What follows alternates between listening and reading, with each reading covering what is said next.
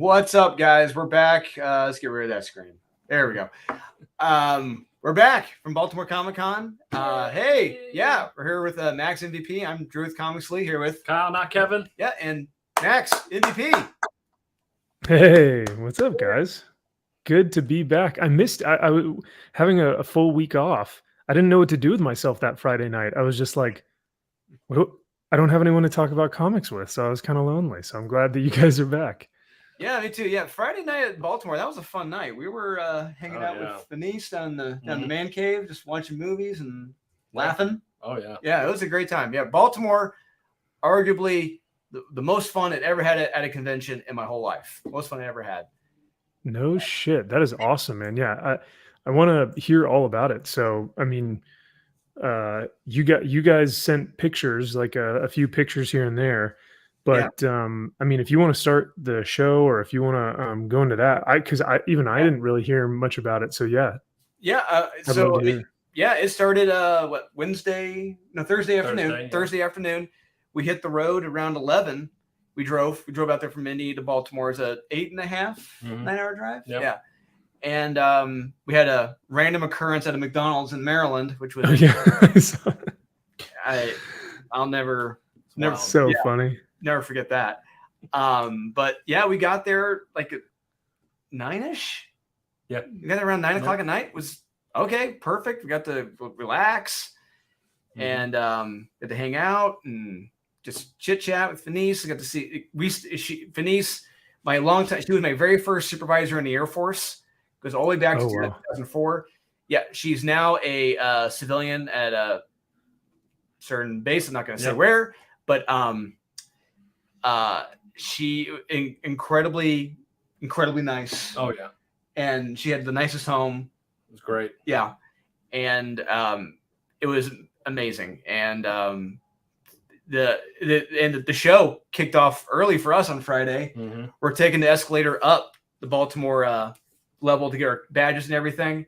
And Kyle's next to me, and there's another escalator to the right of us. We're looking up, and I see this guy on the escalator to the right of us, and I start nudging Kyle. I'm like, "Hey, take a look over there. Check that out. See who that is." Yeah, and it was Frank. It was Frank Miller. Yeah. Frank Miller. No way. Yeah. And so I started nudging Kyle. I'm like, "What are you gonna do, man? What are you gonna do? What are you gonna do, man? What are you gonna do?" And what happened? I froze. No, I'm kidding. No. You choked. Yep. I said, "Hey," I was like, "Hey, good morning, Mr. Miller." And he looked over. He's like, "Good morning." And I was like, "Hey, I'll see you tomorrow." He's like, "Okay." Walked off. Okay. All right. Thanks. Yeah. He's. It's funny because like he looks like he's 80, but and probably acts a little bit like it too. But he is 50 something. I think he's in his 60s, honestly. 60 something? I think he's 60 something, yeah, because he was studying under Neil, in the 70s. So, man, see here. I'm gonna say he's 62. Ooh, I'm gonna say 57. 65. Ooh, oh, okay. I'm way low. Yeah, born in 57. 85. Did he have the old fedora on and everything? Yes, he did. The black fedora, black jacket. Yeah, he had the hump. I feel like you kind of can't miss him. Yep. Well, cool. Hey, that's awesome, man. I'm glad you guys were able to at least interact with a legend. We got to interact with a lot of legends. Yeah. Well, it was funny again when I was in his line on Saturday for 4 hours, and I was, him and Jim Lee both. I'm talking to some people in line, and we're just chit chatting. I turn around, and Frank is walking in. He's already like a half hour late, and of course, and he's walking in with his handler, and he's just standing there like he wanted to take in the line and all the people there to see him. And that's cool. I told the guys around me, I'm like, "Hey, that's Frank Miller," and they're like, "Holy shit!" And so he's looking over, and I wave at him, and he just kind of waves back at me. And, I was checking to make sure he wasn't drunk. So he's like, "That's the elevator guy." Yeah. Wait a second, I know you. You're the one that accosted me earlier in the elevator. So yeah, that was cool. Nice. Mhm. Yeah, I mean, 4 hours for Frank makes sense. 3 hours for what's her name? I don't know about Peach. that. Peach, yeah. I mean, she seems really sweet and all, but 3 hours, I mean, No, I'd stand for 3 hours for maybe Frank, but yeah, I I mean, remember the legend Frank has, all the great stuff he's worked on. I mean, Peach has what, 2 years, 3 years in the game? Around there, yeah. Yeah. Whereas you have decades of Frank. Literally, yeah. Yeah. decades of not only writing but like drawing Illustrating. too. Yeah, So illustrating. he's Yeah. got both. Yes. And arguably creating two well elevating Batman to a level to where like it's probably one of the number one, Batman books out there, but then also elevating Two of the greatest Batman stories ever of all time. yes arguably. of all time, Yeah. and then elevating a at the time C-list character, if I'm being generous, with Daredevil. Deal with it. Yeah. Like no one knew who Daredevil was.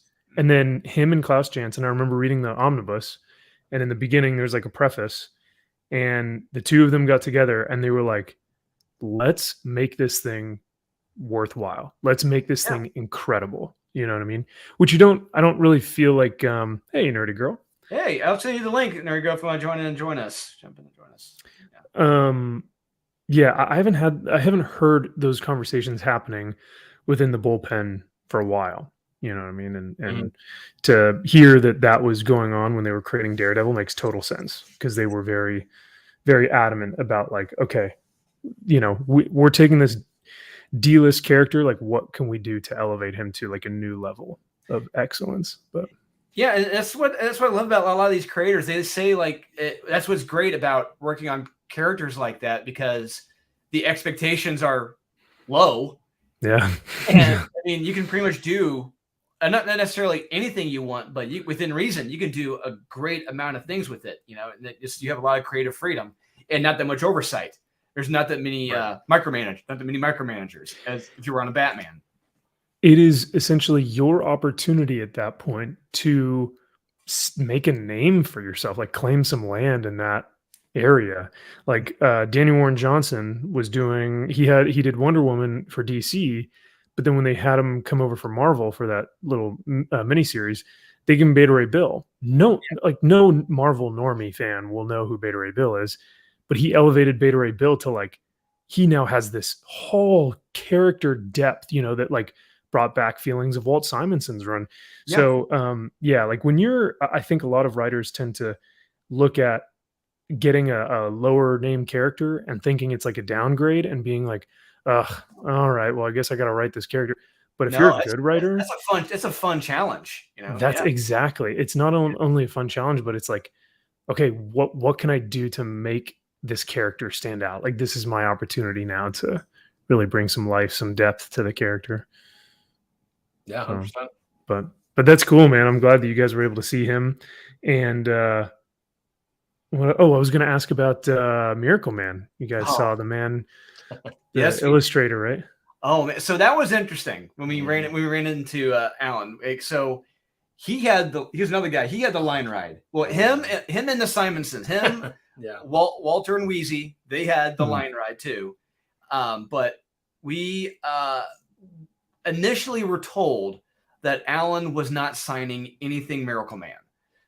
Initially, we were told that. We're like, well, shit. That's the whole reason we came down. Yeah. I brought my IDW Artifact Edition, all this stuff. I can't get any of them signed. Are you kidding me right now?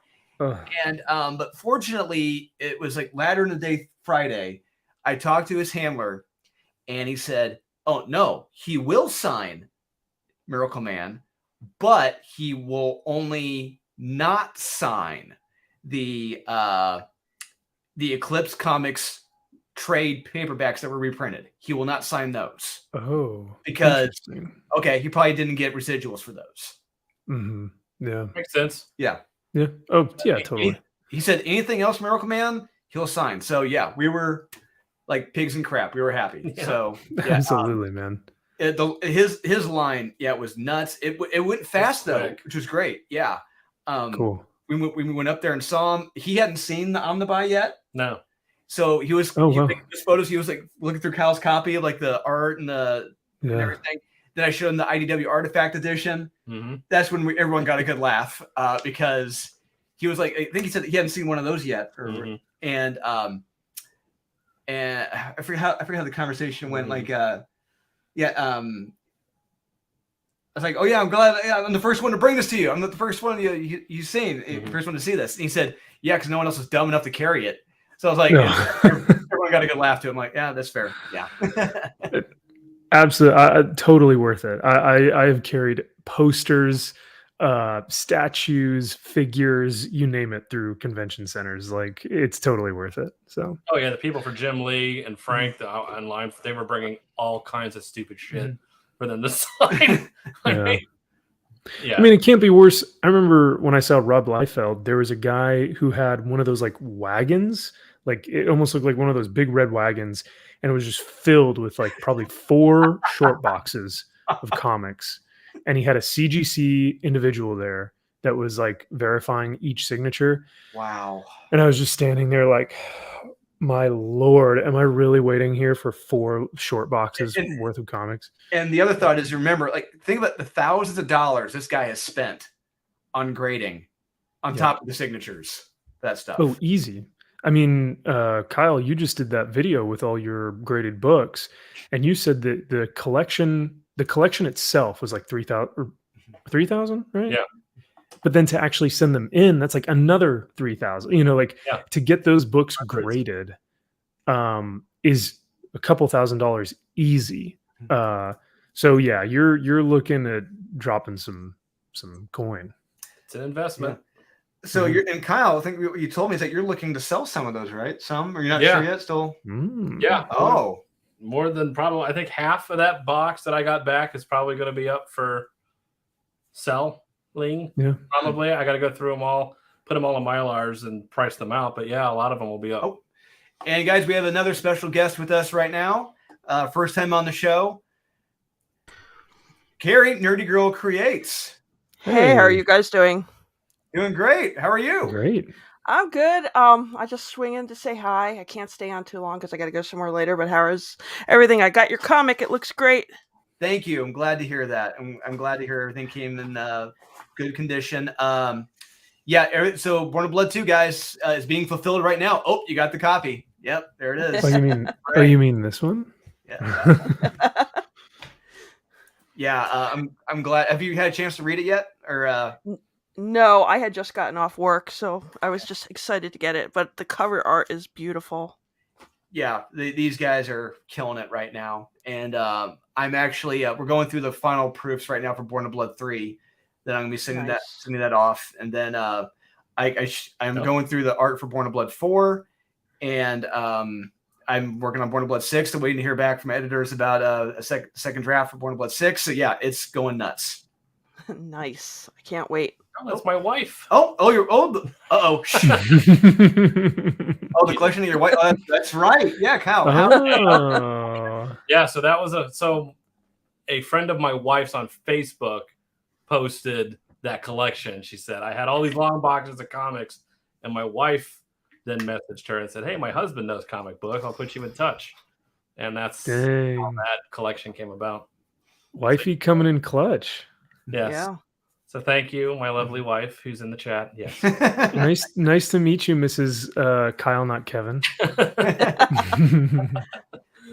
So how about you, Carrie? Do you have any graded books at home?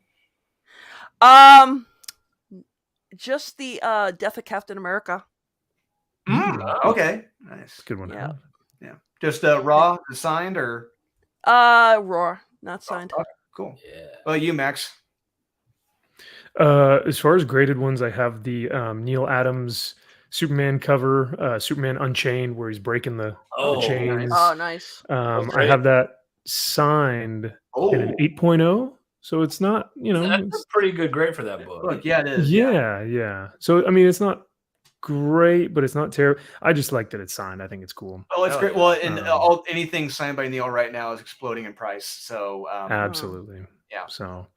Actually, if you guys, I think they're right behind me. So I'll go Oh. grab them, see what I have.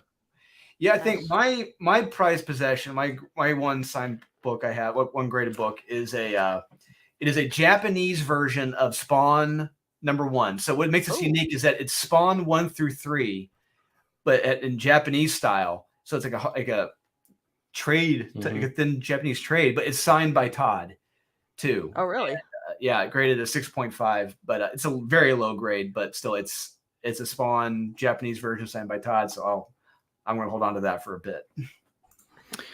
It's funny because I've got some books behind me that aren't graded, but they're signed by Jim Lee, and they were actually signed when I met you, Drew, over at Dallas Fan Expo.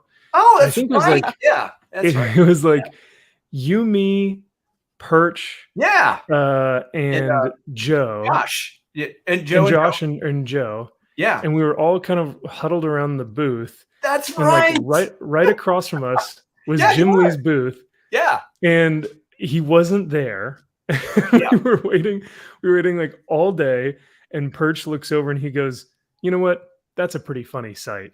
Because it had Jim Lee's big name and then just no one sitting there. It was just an empty booth. And he was like, he goes, "Should I post this to Twitter and say something like the state of DC Comics right now?" With like no one sitting at the table. And, not a bad idea. So, no. So, I remember we were talking about like Tom King just did not look good at all either. Really? Yeah, that's right. We saw him in Baltimore. Tired. Yes, we did. Walking around. Yeah. Yeah, here's the Adams. Dude, man. Nice. So not bad. And then Death of Superman signed by Dan Jurgens. Ooh, very nice. Okay. Yeah, very nice. So, by the way, the anniversary is coming out next week. Yes, it is. So we don't have the images up, but we are going to be launching. I can say what it is. We're going to be launching a exclusive for that, the 30th anniversary one shot. John Jiang cover. John Jiang is doing a Superman, and it's going to be in foil. It's going to be a foil John Jiang Superman cover. We got. It looks sick. It looks awesome. That's cool. Yep, there. Okay. Okay, I'm going to share this. I can only share it very briefly because I don't want Sean to break my legs. There we. Okay, so yeah. Ignore the bunny right there, bunny lady. But right here. This is the soups right there. Yeah, nice. He's launching that tonight, I believe. Yep. Oh, great. Yep. Oh, there we go. That's what we get. Yeah. You snooze, you lose. Yep. Yeah. Sorry, Charlie. Yes.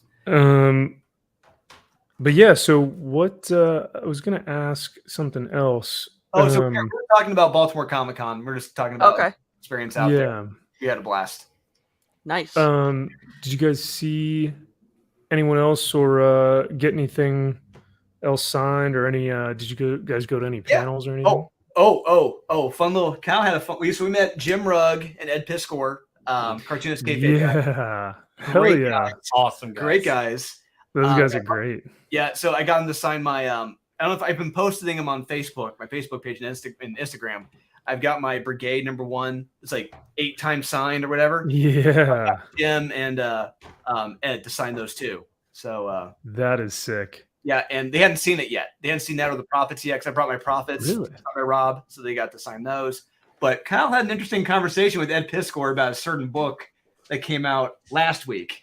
Yeah, I went to his booth and he was talking to somebody, and I waited, and he's like, "Hey, what's up, man?" I was like, "Hey," I said, "We're with Comics Elite, and we review books." And I asked him, I'm like, "Have you got a chance to read Lovesick by Image?" Oh yeah. Like, I've heard about that. I haven't. Fuck that book. Those pieces of shit, man. Like, I mean, he starts going off. I was loving it. He was like, I was like, dude, it's like a PG version of your book. He's like, hell yeah, man. He's like, the fact that they were editing dark web comments, like it's the dark web. What the hell are you doing editing that stuff out and bleeping stuff out? He's like, that's the whole purpose of a dark web. So, man, he did not find this very favorable. So we knew about it, though. Yeah, no, and I'm so glad that he kind of ripped it to shreds, because like his like Red Room is something that not a lot of people can get away with, nor can they do Right. it well, because it's like it's written well and it's incredibly drawn and illustrated. But yeah, If I would have oh thought no. ahead, I would have. Oh man. You know what would have been funny is if you got him to rip it. Like if you brought it with you and Oh. you filmed him and You you're know, like, Ed, and the thing is, you know, we were thinking because a lot of times, a lot of these guys, they have no idea about these other books. They have no clue. Mhm. They don't read it, Mhm. read them at all. But this is one of those rare occasions where a creator was aware of it. He did know about it, and he was Yeah. pissed. So Yeah. if Yeah. only we had known I about that, know. we would have brought him and like could all three of us could have been like ripping it. Yeah. on top of each other. Yeah, because I was expecting him to not know about it and then enlighten him. I'm like, dude, you need to read this book because Yeah. it's basically stealing your premise but doing it poorly. But he knew all about it. So yeah, he was Wow. not too happy. Yeah, that's pretty interesting. I love that you guys had that conversation with him though. That's awesome. I had to. Oh, of course, man. You got to, yeah. Yeah, I also ran into so Jim Mint, he lives around here now, around our store now. Yeah. And yeah.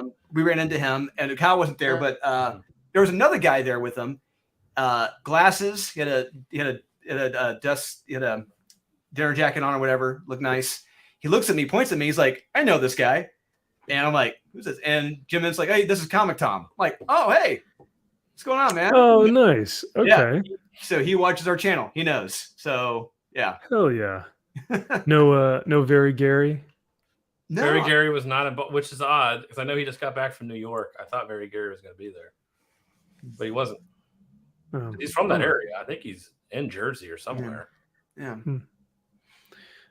Yeah, those dudes are cool. I know that, I don't know, they get a lot of flack for their what they do, especially like with Whatnot and with, you know, all the new kind of reseller channels or reseller like individuals that are on Instagram or you know, like flippers. Like they get like I know a lot of those guys get some of a bad name, but Comic Tom really he did something. He started something that like not a lot of people were into, which was you know, buying, speccing, and reselling comics. So Yeah, and you're right. I mean, there are a lot of channels dedicated specifically to comic flipping. Yep. And speculate, or I call them prospectors, like the old gold prospectors. Yeah. And Prospecting for gold. yep. And there's nothing wrong with that. You there, Carrie? No. I keep like it's like breaks up and then it kicked me out. Oh, weird.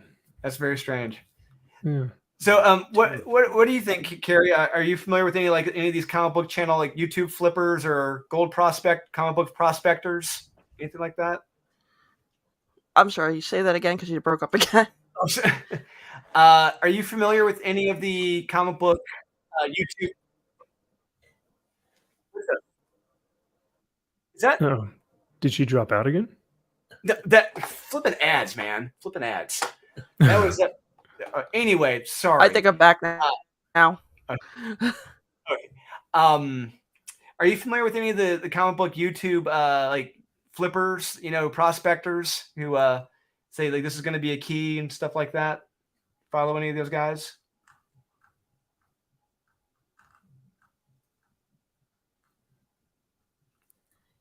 Maybe we lost her again. Oh, I lost her again. But yeah, we yeah, there's a few I follow, and yeah, so it's like, yeah, we have Sean's got a Fantastic Four 48 signed by Stan Lee. It's like, I wonder if that's going to be a book you should spec on. It's like, yeah, no shit. It's in 300 and a 9.4. Is that worth it? I don't know. It's like, yeah, some of these guys, it's like, yeah, no kidding. Some of these books are just, no, tried and true. They're always going to retain their value. They may go up and down, but yeah, some of these. Sorry. Yeah. Oh, hey, you're fine. You're fine. Yeah. You are fine. Yeah, I think I remember when I first started like getting into the hobby, like really investing my time and like watching a ton of YouTube channels and stuff. It was like Comic Book Invest. CBSI, something like that. Yeah. Yeah. Yes. And Comic Tom, Gem Mint, and I think a couple others that I can't recall. But yeah, I remember like they'd have live shows and they would show off like what they found in the wild. They would show off what books they thought that were in their collection like had value that you could potentially look into. So I don't know. I think after a while, I started having to go, okay, is it just FOMO or is this an actual job that I can, can I really, kind of what Gem Mint says, he's like, you're kind of buying or you're investing back into your hobby. So like you sell to put back into your, it's like a stock. It's like the stock market, and right. Yeah, you're hoping it'll pay off eventually. Like I was going when I was a kid. I was going off Wizard magazine. That's what I was going off. Yeah. Same. Yeah. That's all you had back then. Yeah. And the Overstreet Price Guide. Those are the two you had. So. Oh yeah.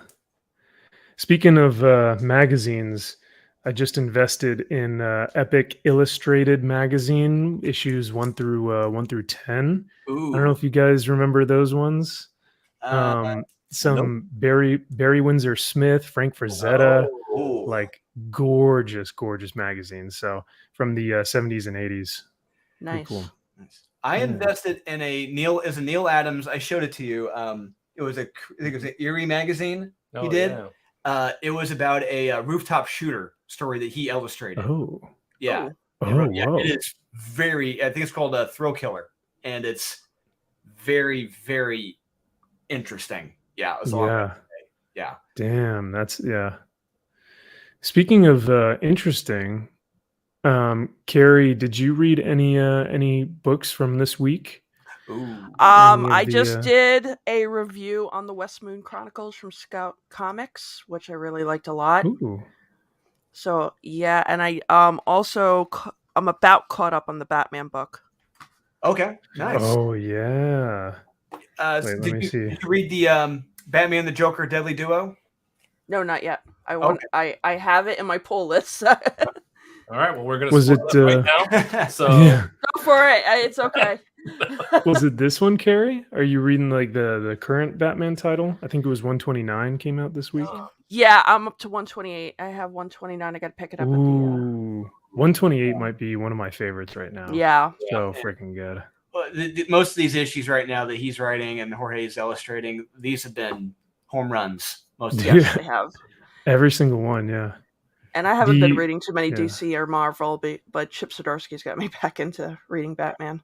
Yeah. Yeah. You're not the only one. No. So, the fail-safe like story, but no, let's pull up the Deadly Duo. Let's pull that up. Well, let's flip through this that. bad boy. Yeah, that issue. There it is. Oh, you got it? You got it up? Oh, wait, no, it's just. It's his personal copy. It's his personal copy. Yeah. Is it Batman and Batman? If they don't have this online, we need to show this. The black and white pages in the back. Oh wow. Yeah, that was by far the coolest part. The funny thing about that is that when Lunar sent out the previews to the retailers, it was originally the black and whites for everything. Yeah. And those black and whites, I guarantee you, if they want to make some extra cheddar, they're going to make a black and white edition of this book because the black and whites are gorgeous. Can you imagine what the original art is going for right now? It's got to be on like heritage auctions or something. Tens of thousands. Easy. Dozens of dollars. Yeah. Must have cost them hundreds. Yeah. Dozens of doll hairs. Yeah. Yeah, it's safe to say, a long time waiting for this book. I think a lot of us were hesitant and we weren't sure if it was going to live up to expectations. Because a lot of times if stuff's delayed this long, it's usually more often than not that good, unfortunate to say. But this book, it lived up to it. And I could not be happier about it. And it sets a high bar for the next issue. So I can really only hope that he's able to keep up the quality, which I have no doubt he can. Mm-hmm. What do you guys think about him inking his own work?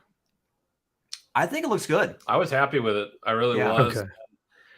There was a guy that now it's like being able to do everything. Basically, it's like, yeah, I'm with you on this one. Yeah. I did notice there was a lot more scritchy scratchy than normal. Yeah. But that is probably my only. There's a lot of scritchy scratchy, which is, granted, like if you look at his X-Men, if you look at his Darkness, if you look at his Witchblade, like anything from Top Cow, it's that way, but not to this extent. So I wonder if it's just his art style has evolved into what we see now, or what. I think you're onto something there, because if you look at if you go to any of his convention appearances when he does commissions, if you look at them, they are very very sketchy commissions, very heavy, very heavy like this. So honestly, in my honest opinion, it really looks like he did very light on the inks and just went from pencils to colors. Yeah, that's what it looks like. Yes, that's what it felt like. I didn't see any dark, thick inked out lines from what I can recall. Yeah. But his faces, his faces in this book are near perfection. Same with his building. Right there. Look at that. Yeah. Yeah, I think His that adds a building's lot of really gritty good. to it. Yeah, it does. And Yes. it's a story. I mean, it's very rough, and so it's maybe like a rough around the edges type story. So there you go. I mean, you're comparing this to, then you have a Batman story out right now that's awesome. You have the Joker story out right now, and then you have this out right now. It's like, how do you separate yourself? And the first way to do that is the art. And I think he's doing a fantastic job of separating himself right now. And I was actually, I was hesitant when I first heard that he was writing it as well. We all I gotta were. say, Yeah. like, I don't know, man. He sounds more. This sounds more like Batman than Batman has sounded in a long time. Yeah, absolutely. Yes. I love it. This is all Batman. Yeah, he's investigating bullets and the walls. Just talking everything out. And you have his relationship with Bullock. It's terrific. Oh, I can't wait. And this, I think it's this 2-pager coming up right here. This is Avenger. No, not that one. This right here. My God. This book. So rad. Wow. I love this page. Yeah. I love this. Yeah, just start talking about it. Yeah. And you do get a bit of a not comedic tone, but you see that Batman still has a bit of levity at points, Yes, he because it shows a familiarity in tactics with Batman. He knows what works. He knows the effect it'll have on people. And so I love this right here. Yeah, there's still says, hey, there's still good cops in the city. Hey, you need one. Yeah, it's like, thank you. But anyway, he says, pull out my dive a few feet lower than necessary. Dick often points out I lack a sense of humor. I love it. Just guy's hair. Yeah, the piece flies off. I love it. Yeah. I think one of the biggest reasons why I've always loved Mark Silvestri is his ability to draw anatomy. Like, Batman looks imposing. He looks built as hell, but he looks athletic too. Yep. Right. Like his musculature in this photo is just like perfect. It reminds me of like a Neil Adams cross with Jim Lee a little bit. That's kind of reminds me. Okay. Yeah, I'm getting a lot of Jim Lee vibes out of this, which is not a bad thing. Yeah, was that Clark Kent is Superman or Superboy, and you got Frank was here. Frank was here. Nice. Enemy of my enemy. Selena looks great. Oh, that portrait of her. Yeah. I also you got to think about how long did it take him to draw that cityscape? Well, you got to figure how long he's been working on this book now for 6 years. Wow. Yeah, look at that Gothic building. Like that's a Gotham building. You know what I mean? This was done in pencil, folks. Yeah. Yeah, that's from '89 Batman right there. Looks like this wasn't Michael Janin Google 3D imaging. This was drawn by hand. And that's not even the focal point of that's in the background. Like the focal point is the Batmobile. Yeah. Look at and that. He's L train, like up the tracks. Which, by the way, what do you guys think of the new Batmobile of Mark Silvestri's Batmobile? It's okay. It's not my favorite. It's okay. It's a little goofy, but that's I'm not crazy about. Look, I'll be perfectly honest with you. My favorite Batmobile of all time is the Norm Brayfogle Batmobile from the 1990s that we saw in Nightfall that Batman drove. I don't know if I remember that one. If you go through Nightfall again, I remember it too. You remember it? Yeah. Norm Brayfogle drew it. If you check it out, it's like, oh my god, this looks pretty cool. Looks like, but the close second is the original 1940s Batmobile. Like looks like a Plymouth. Oh my god. Car. It's a guilty pleasure. But yeah. Yeah. What about you, Carrie? What do you think of this Batmobile? I know which one you're talking about now with the Nightfall. I don't know about that one, but I did like the one in Hush. Yeah. Yeah. I kind of like something that looks a little like stands out differently. Hold on. The one in Hush. See if I can get it. I can remember everything else in Hush, but I forget what the Batmobile was. Not like he swaps out his Batmobiles that often or anything. Yeah. In the picture of the Batcave, he's got like 12 different Batmobiles. Yeah. This is another great shot. I love this one too. Okay. Yeah. It's pretty similar to this one. Not too unsimilar. No. Got the wings in the back. Yeah. I almost wish that like that screen, that like windshield was any other color but red. Like, I don't know. I wish it were maybe like a black or a dark gray. Mm-hmm. Or just a tinted windshield or something. I know exactly. But yeah, it does look a little silly. Oh, that's that's another good one. Whereas like, I'm trying to think of someone else who. Am I back? Yeah, you're here. You're back. Oh, yeah, we can hear you. Yeah. Okay. Whereas, there's a lot of art I know is very dynamic and kinetic and has a lot of movement to it. Mm-hmm. Mark's has a lot of like weight. Like every time Batman punches something, I like feel it in my jaw. Yeah, and you can hear it. You know yeah. Oh, that's a Jarrus punch to the face she got from Moore right there. Jeez.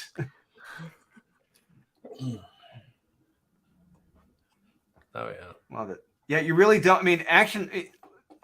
I love scenes like this, action scenes like this, because you don't get like you said, weighty scenes like this anymore. They're usually pulled far away, or they're before it, or they're after it. Yeah. Mm-hmm. Carrie, is there any manga out right now that like any of the art that sticks out super well, or anything that's like that would remind you of something like this, or any art that maybe might beat this that you're reading?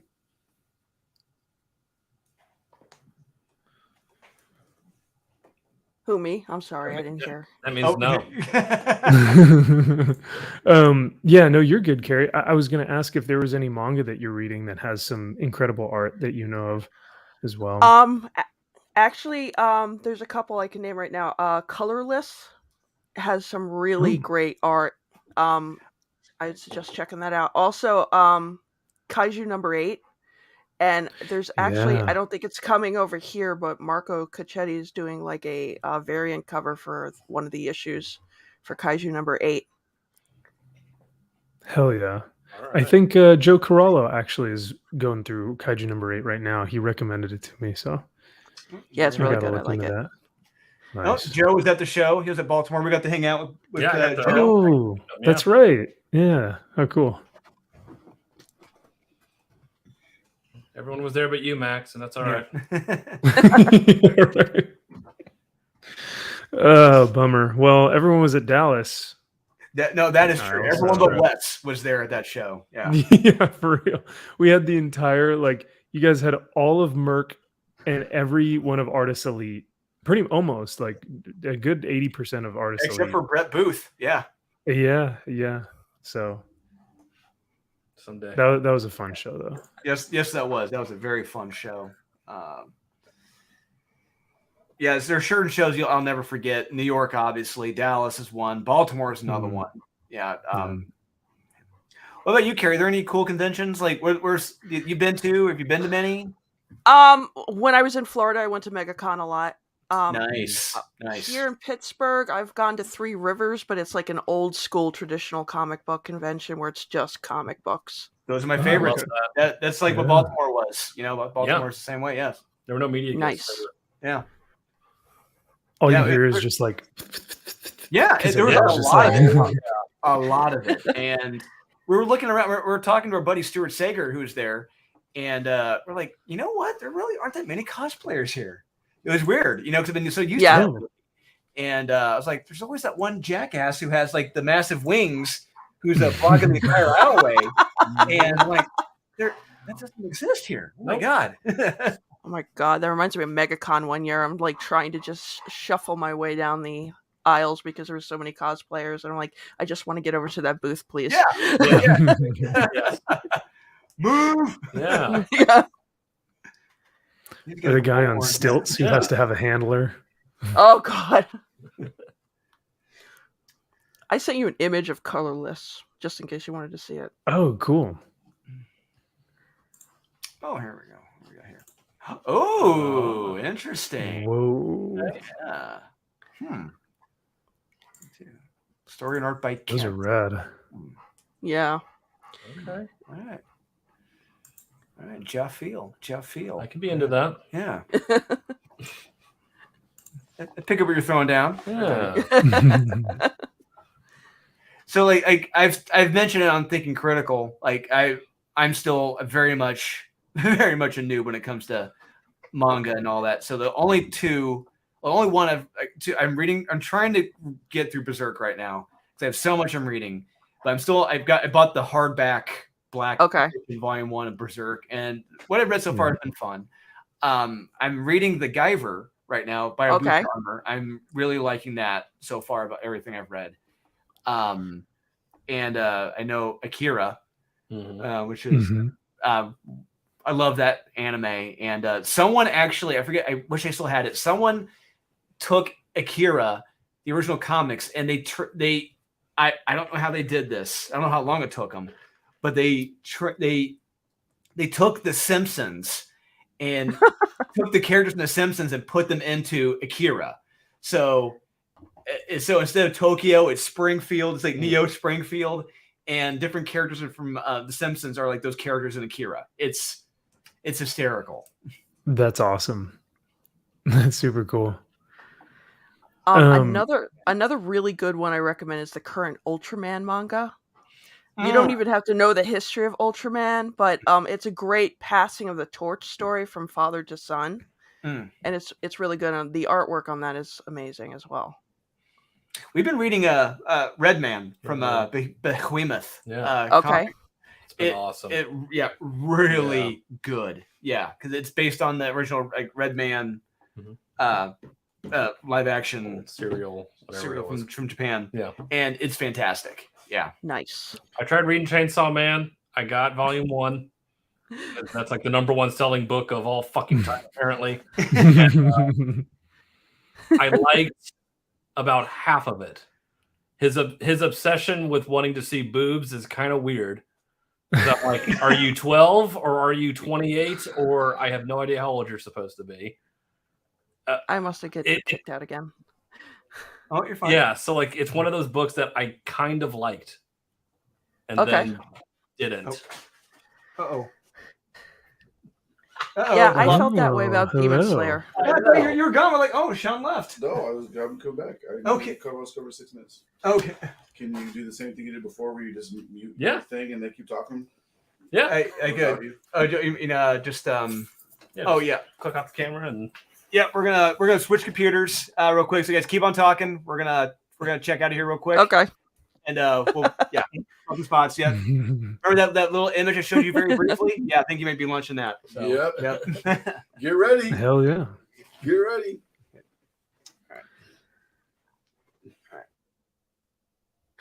All right. Well, Miss Nerdy Girl, let me go ahead and see if I can. Well, oh man, I don't have what do you call it? Like distribution rights in order to pull up your Share it. your things here in order to share the screen. But now I will say, in terms of manga, I know the guys were reading Chainsaw Man, Berserk. I have been in love with Vinland Saga. Have you Oh, that is read really that one good. yet? I Okay. have the first 3 volumes, and because they're Yes. hardcovers and they're not the most cost friendly, I haven't gotten too many, and Mhm. some of them are hard to get. But I like that series a lot. I noticed that, yeah, even my comic shop, because at my local comic shop, I've been picking up the hardbound ones, and Hmm. yeah, Vinland Saga. I've read the first 2 volumes of those, and it is like the story is really in depth. The characters have Oh, a cool. ton of really great development. I love the Hmm. setting, how it's in like Old Norse, Nordic, Bronze Age type of, or Iron Age, I guess that would be. I don't know. But no, yeah, really, really fun. So I would also recommend that one to anyone who's looking into manga. But I figured I'd ask you and see if that's something that you also have seen before. But Yeah, and they have an anime now on Netflix. I haven't watched it yet oh, for I Vinland thought I Saga. think I might have seen it. Yeah, either on Netflix or Amazon Prime or something. And no, it's just it's not dubbed over, right? It's just right as of this point. I think it's just subtitles. I don't know if it's dubbed yet, but. Okay. Yeah, I But want to check that I've out heard really once good it's things. dubbed.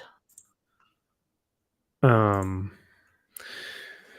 but yeah, hopefully they stick pretty close to the actual story in the manga or in the books, because I've yeah, like I said, there are very few things that like have caught my attention where I've like binge read the entire thing, and Vinland Saga was one of them. I just binged that thing all day.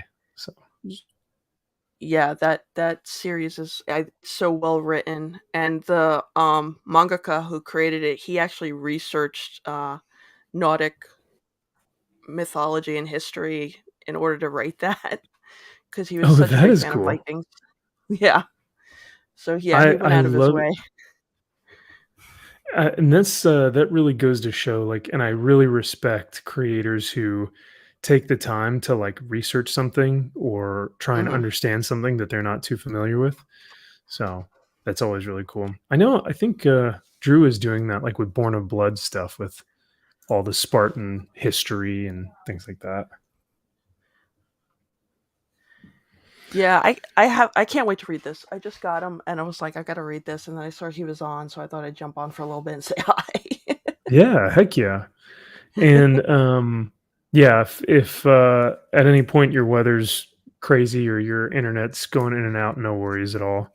We're having fun and going through some of the comics that we read this week, because they were actually this week, from what I remember reading, it was pretty good. It wasn't as Bad. yeah, I was gonna say another word, but bad. We'll go with bad.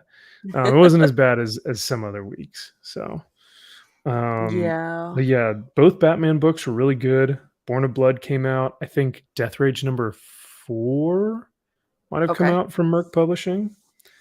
And then a couple other books that are from a completely different publishing company called Bad Idea. And yeah, Bad Idea Comics is they have an interesting distribution model, Yo. but their books are really good. So, Hey, hey, Hi. we're back. what's up? You made it. Yes. There we go. You made it to the party. Yeah, made it to the party. Yep. And so Sean is Yes. right there.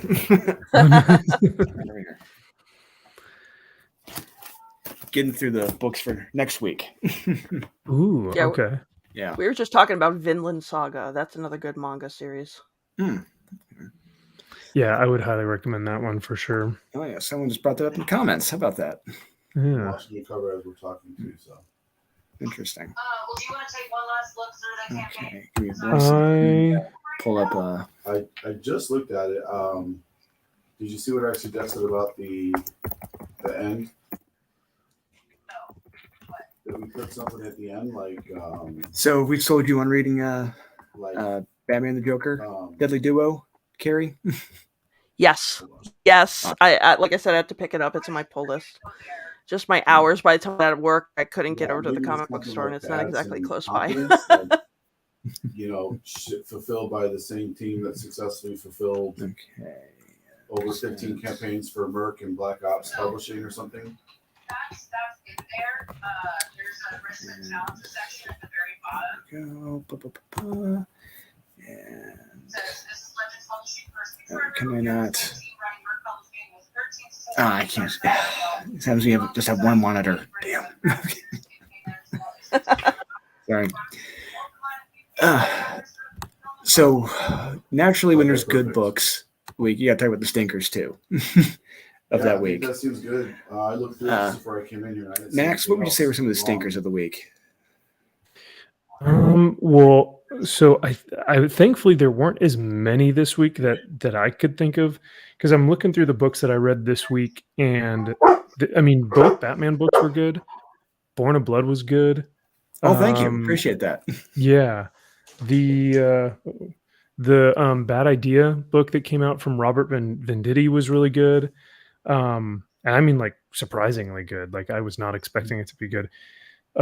The other Born of Blood, or not Born of Blood, the other Bad Idea book, though, fantastic cover, really great interiors, awful premise, and just a pandering mess. But then I know you and Kyle read She-Hulk, and what was the other one? Secret Wars, the new Secret Wars.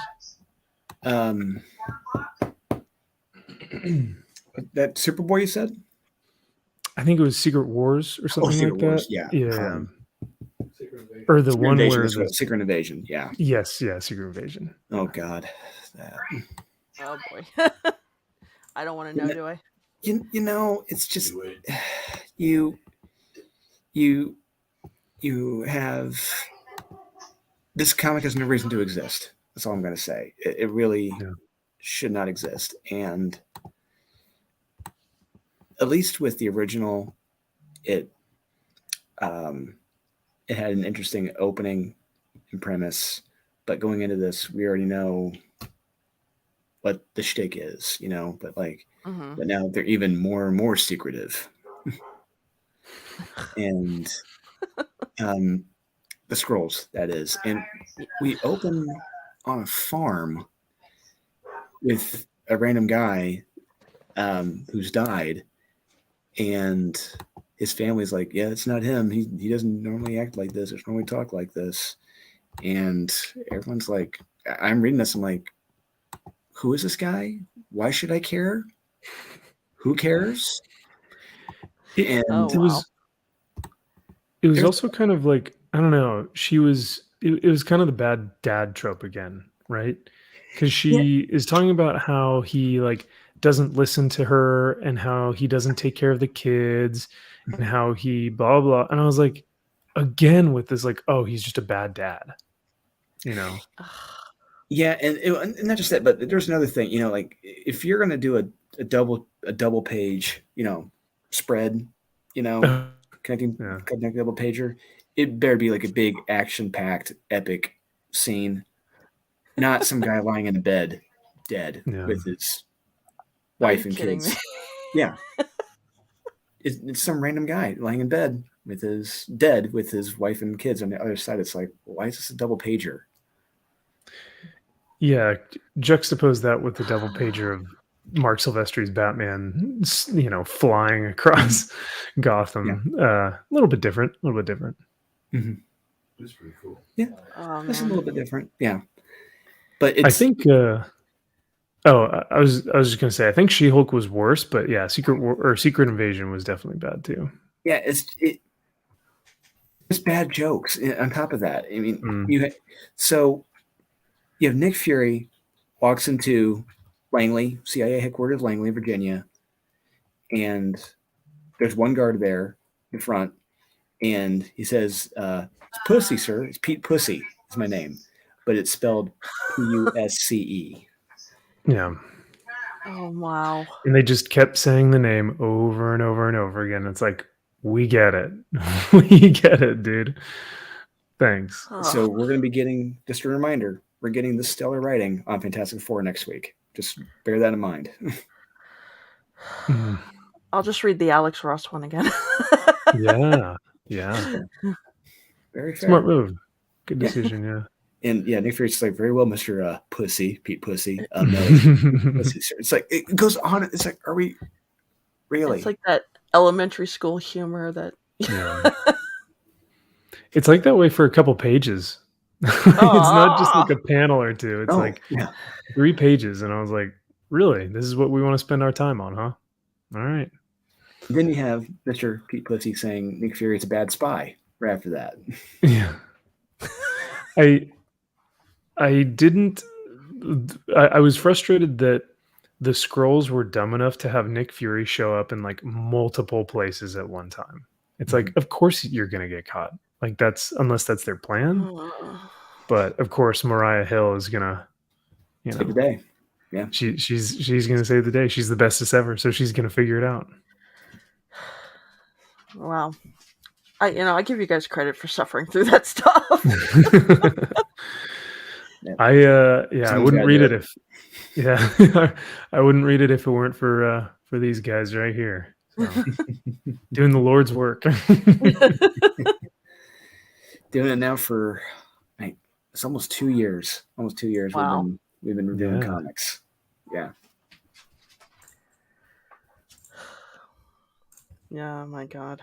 I'd have to read like a ton of manga after that. You do have to have a palette. I have a Miracle Man Omnibus, the new one I've been reading through, which is so. Max, have you been reading that? Yes, I'm probably 3 issues in right now. Okay. Right. Yeah, super good, man. Okay. Yeah, I've been digging it. I was gonna say, when it comes to the She-Hulk book that you guys read, I think I know why they were saying like, "Oh, it's my shirt," or like what that whole thing was. It's like, or give me back my sweater, but it looked like a shirt. Like, yeah. I think the joke was that because She-Hulk's so big, the sweater looked like a shirt, right? Like, is that what they were trying to do? I don't know. This is what we've come to. The problem, it's understandable if it's a sweater, but it looks like it. It doesn't look like a thick sweater. It just looks like a t-shirt. Right. No. Very odd choice of artwork. And yeah, I will say, Carrie, to your comment earlier about reading a ton of manga, I used to, because we've been doing these shows for a few weeks, maybe a month or two now, and it's been really fun. But what I found is that I was reading the bad comics last because I was like, oh, I want to read all the good stuff first. And I found that my mood was like way worse during the show because I read all these crap books. So I had, and these guys have been doing it for so long that they were like, no, that's the wrong way to do it. You got to read the bad ones first. Yeah. So you have a palate cleanser of good stuff afterwards. So yeah, to your point though, that's exactly how you would have to read the junk in order to read like the good manga or good comics after.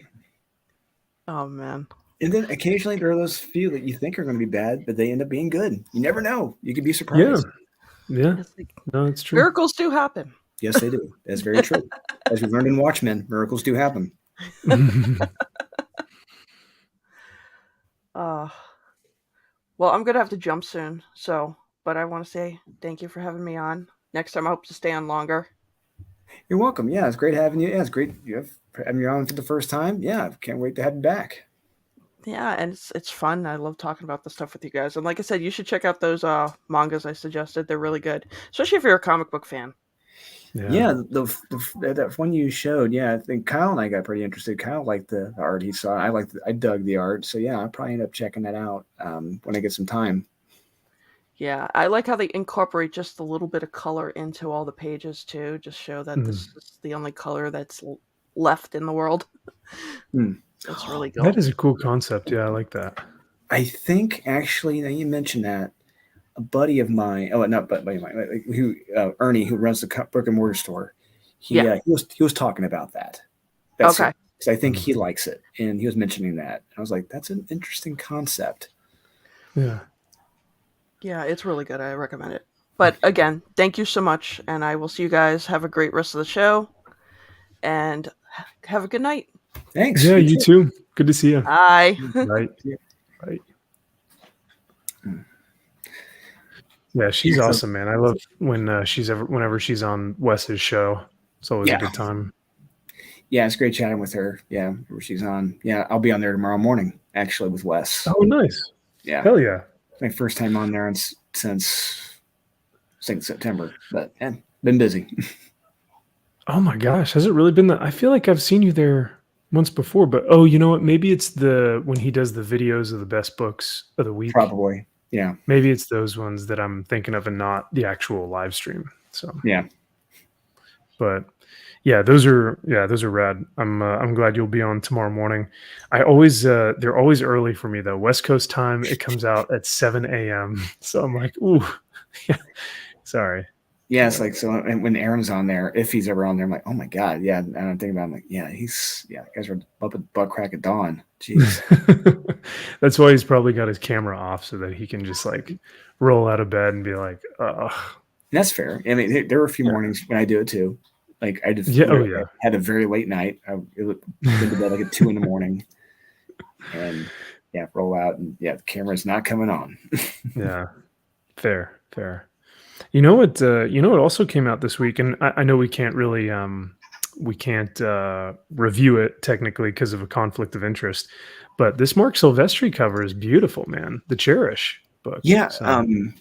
Because I wouldn't because Joe edited the book. But what did you think of it, Max?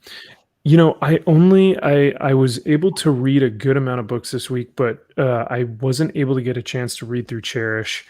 From what I was reading, I was enjoying the characters. I thought that like it definitely throws you into the story very quickly. And so I think I can see why Kyle was like, because I think Kyle was saying that he was confused because he's like, who are these people? And the book makes you feel like you should know them already, or there's like a book previous to this one. Kind of like an Iceland type thing where there's built-in universe ready. Maybe. And I think that's because like I said, I didn't have a chance to read the whole thing, but I think that's kind of what I got from it is that these are already established characters that have been doing this for a while, and you're kind of thrown into that universe without hesitation, and you just go along for the ride. So, I mean, the art is really great. It's not like, you know, I wouldn't say it's like low level tier Kickstarter art, you know what I mean? But it's not like it's not like a Echo Lands book, you know, it's kind of right there in the middle where it's like, you know, it's what the book needs to portray. It's a 2.0 GPA. It's not falling behind, not showing off. Right. Yeah, I like that. So, but yeah, man. And I mean, the covers are gorgeous. So I will have to, I got the Brett Booth cover. I just don't have it with me right now. So yeah, that's the first one I grabbed. You know, it's like, hell yeah, Brett Booth cover, and I flip into it, like, oh, Joe edited it. I'm like, no, I'm gonna keep my playing it safe. That's understandable. And that's also honestly very genuine and authentic of you, you know, because if you were just to be like, this book is the best thing ever, it's like. Are you saying that because we both know our friend Joe and because Joe's also your editor? Or are you saying it because, you know, it's an actually good book? So I will read through it, though, and let you guys know what I think, because I am interested in the concept. I think it's cool. So. And I was glad to hear you read Born to Blood 2 and you did like Born to Blood 2. So absolutely. Someone in the comments, I think it was Bear F, he got his copies and he liked it. And he enjoyed it, so I was glad to hear that. Yeah, I think I either got my Kickstarter copy in the mail today because I definitely got the retail version. So I need to check my mail and see if I have the crowdfunded one as well. So Yeah, those are they're fulfilling those right now. So yeah, people are starting to get them now. So which is nice as it's in the stores. It's being fulfilled. So that's yeah, absolutely. What was the other thing I was gonna say? Was it Born of Blood or I'm blanking. I'm looking through my stack and seeing if there was anything I missed.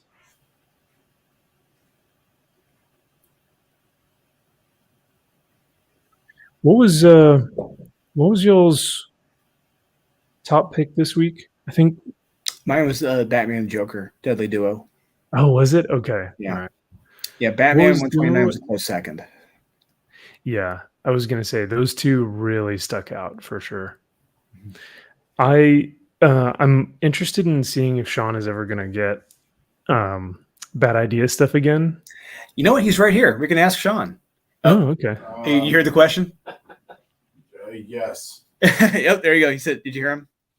Yes. I Sean, I understand your hesitance though. It's totally understandable, man.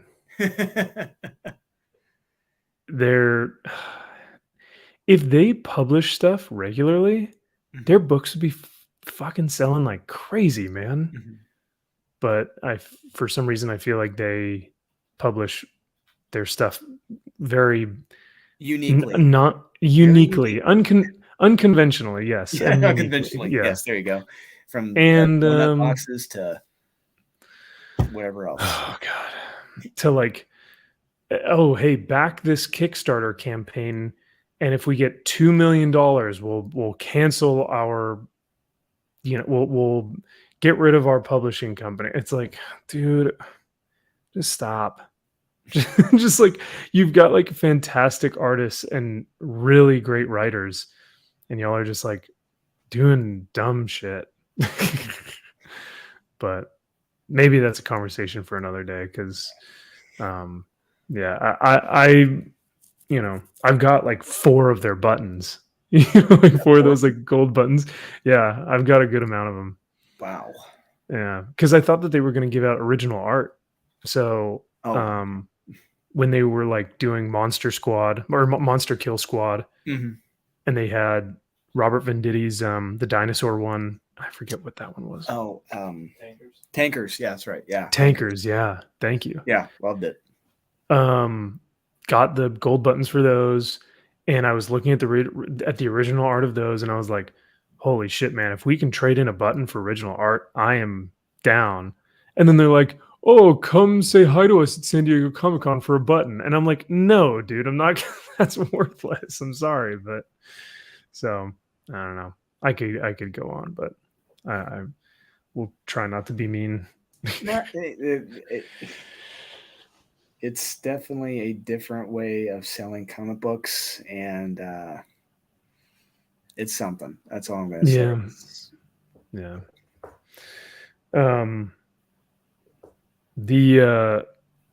I just saw a comment that came in from Mark McGrath, who says they don't do digital. Do you think that Marvel and DC will ever get like an audience that's like strictly digital? I know like Wes has to be digital because he's overseas, but like, I don't know, man. It's tough to get someone to buy a book for like $4, and then buy it again for another $4 on digital. Well, one thing was great about Marvel, like I don't know if there's, I keep meaning to see if they're still doing it, but like they would put a free digital download copy you could get in the back of the book. You bought the book. Yeah. But I do know, I mean, I'm sure you're aware, Comixology, the app has gone to crap. It went to crap. It's in the past unreadable. Year. Yes, everything is unreadable now.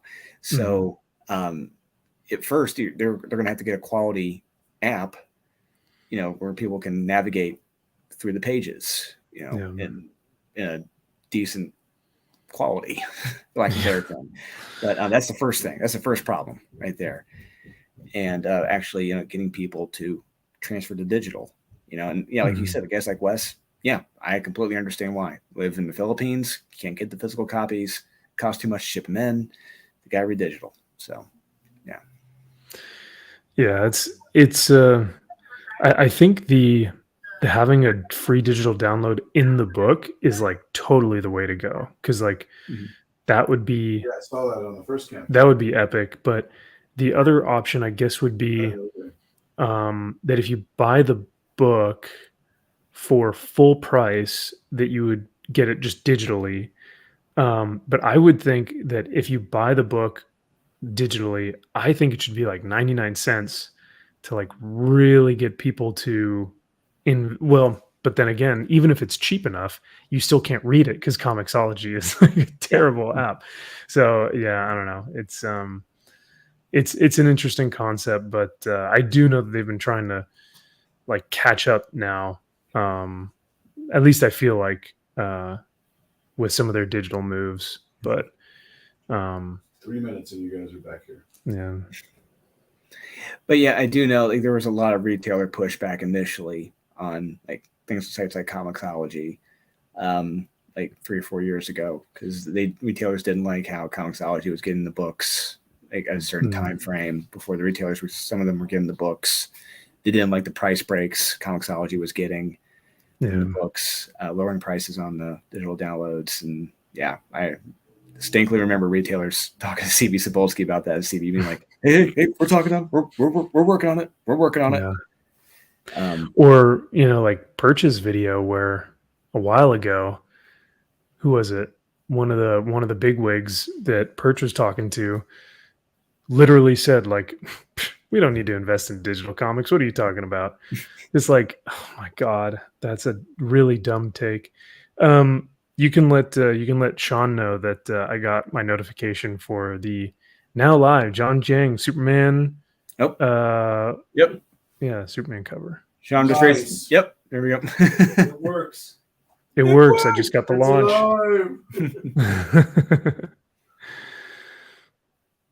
Yeah, I have. And that TriStar for Miss Meow is super fire. Love that as well. Yeah, I have you guys on my email list and like subscribed on the email list. I think for both Merc and Comics Elite, and I should be getting my Legends books here, either today or tomorrow. Oh, very nice. But yeah, I bought the Legends full. Kickstarter also just launched. Oh, yeah. Is that the vampire lady one? Yeah. I think Draculina. Yeah. All right. I need to go look at that then too. But yeah, those Legends books are going to be here in the mail, so I'm going to look into those and take because I think those are all the preview New York exclusives. So yeah, I will say, from what I've seen, check out my opinion. Check out Guns and Angels. That's the one. Yeah, check out Guns and Angels. Jesse Blaze Snyder is working on that with Aaron. So yeah, hell yeah. The cover alone, I was sold. So let's see. Did Sean say it was Kickstarter? Yeah, it should be Kickstarter, right? Kickstarter, Legends, Angel of Blood, and the John Jang just launched on Comics Elite. So all the launches. Yeah, full launch assault just happened. Search for. I haven't sent out any. I just sent out my Superman email. I'll do like tomorrow.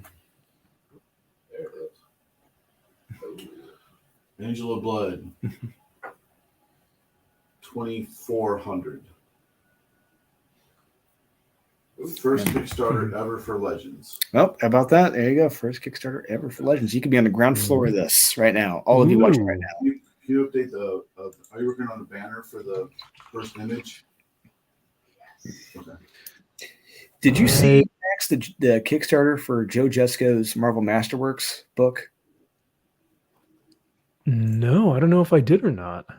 Yeah, when you get a second, check it out. It's been live for I think 3 days.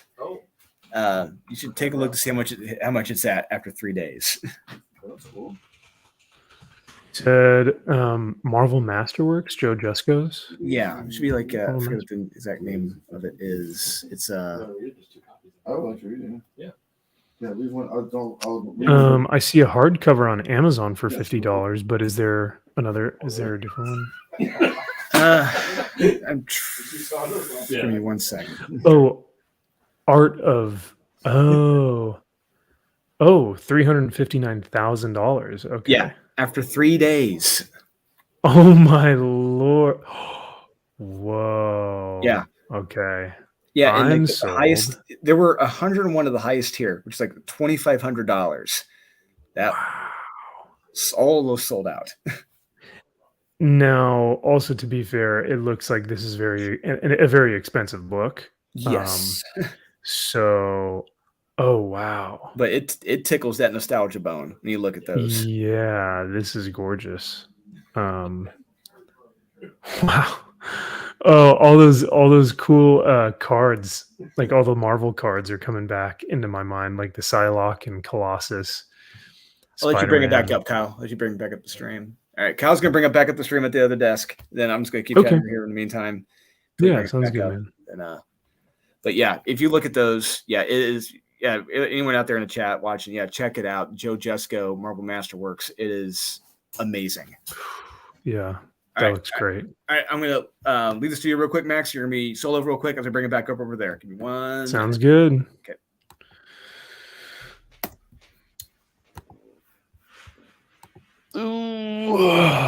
Oh, what's going on, everyone? Now I have you all to myself. No. Great to see everyone here. Thank you guys again for swinging by and for watching us goof around. We are back. We're back. There we go. We're All back. right. Look at that. Hey. I'm gonna share some screen. I was just saying thank you to the chat and to everyone watching for watching us be goofballs. Yeah, we're To on be goof- being knuckleheads, as Wolverine would say. Yes. We're on goofballs. I can't find the Angel of Blood Kickstarter page. I will send you the link. I'll put it in the chat actually. Okay. Copy.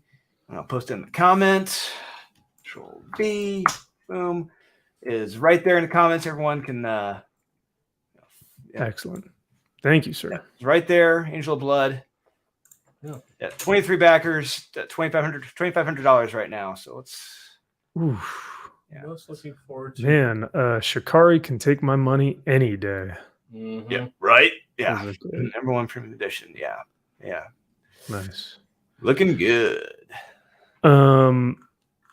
Real quick, I forgot to tell you guys. So because we've been gone for a week, but we have a lot to catch up on. Y'all saw Black Adam. Yes. Yeah. Yeah. Hey. Yeah. The Black Adam. Yes.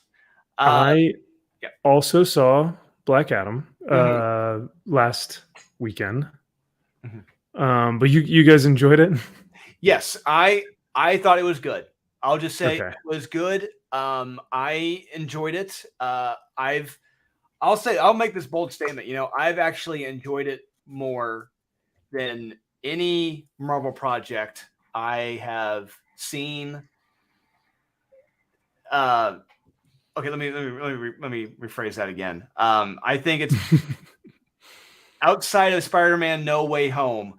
This trumps everything else that Marvel has done since Endgame. Wow. Okay. I That's a will bold statement. That's a bold gladly statement. Rewatch Black Adam several times over anything else from Marvel since Endgame. Okay. I'm trying to think of like what has come out from Marvel, or honestly, what else has come out from DC since Endgame. I'd have to look at that again. Probably just the Snyder Cut, I think. The Snyder Cut. Oh yeah. That's it. Well, Did Joker come out after Endgame? Yes, Joker was 2018. 2018, yeah. Yes. So Okay, because I would argue that is by far the best thing that DC has done. okay, yeah. Um, And and to be honest, I told Kyle like I was gonna do my own ranking of like the best DCEU films from like worst to Mhm. best, and I have my list of worst to best. oh, Yes. What's your worst? Or unless you want to save it for a different video. No, it's fine. We can do it now. You gotta I pull them up. I gotta be able to rank this shit. got- I forget what's there. Okay, let me see if I can find them. Let's Yeah, do we have a list? see.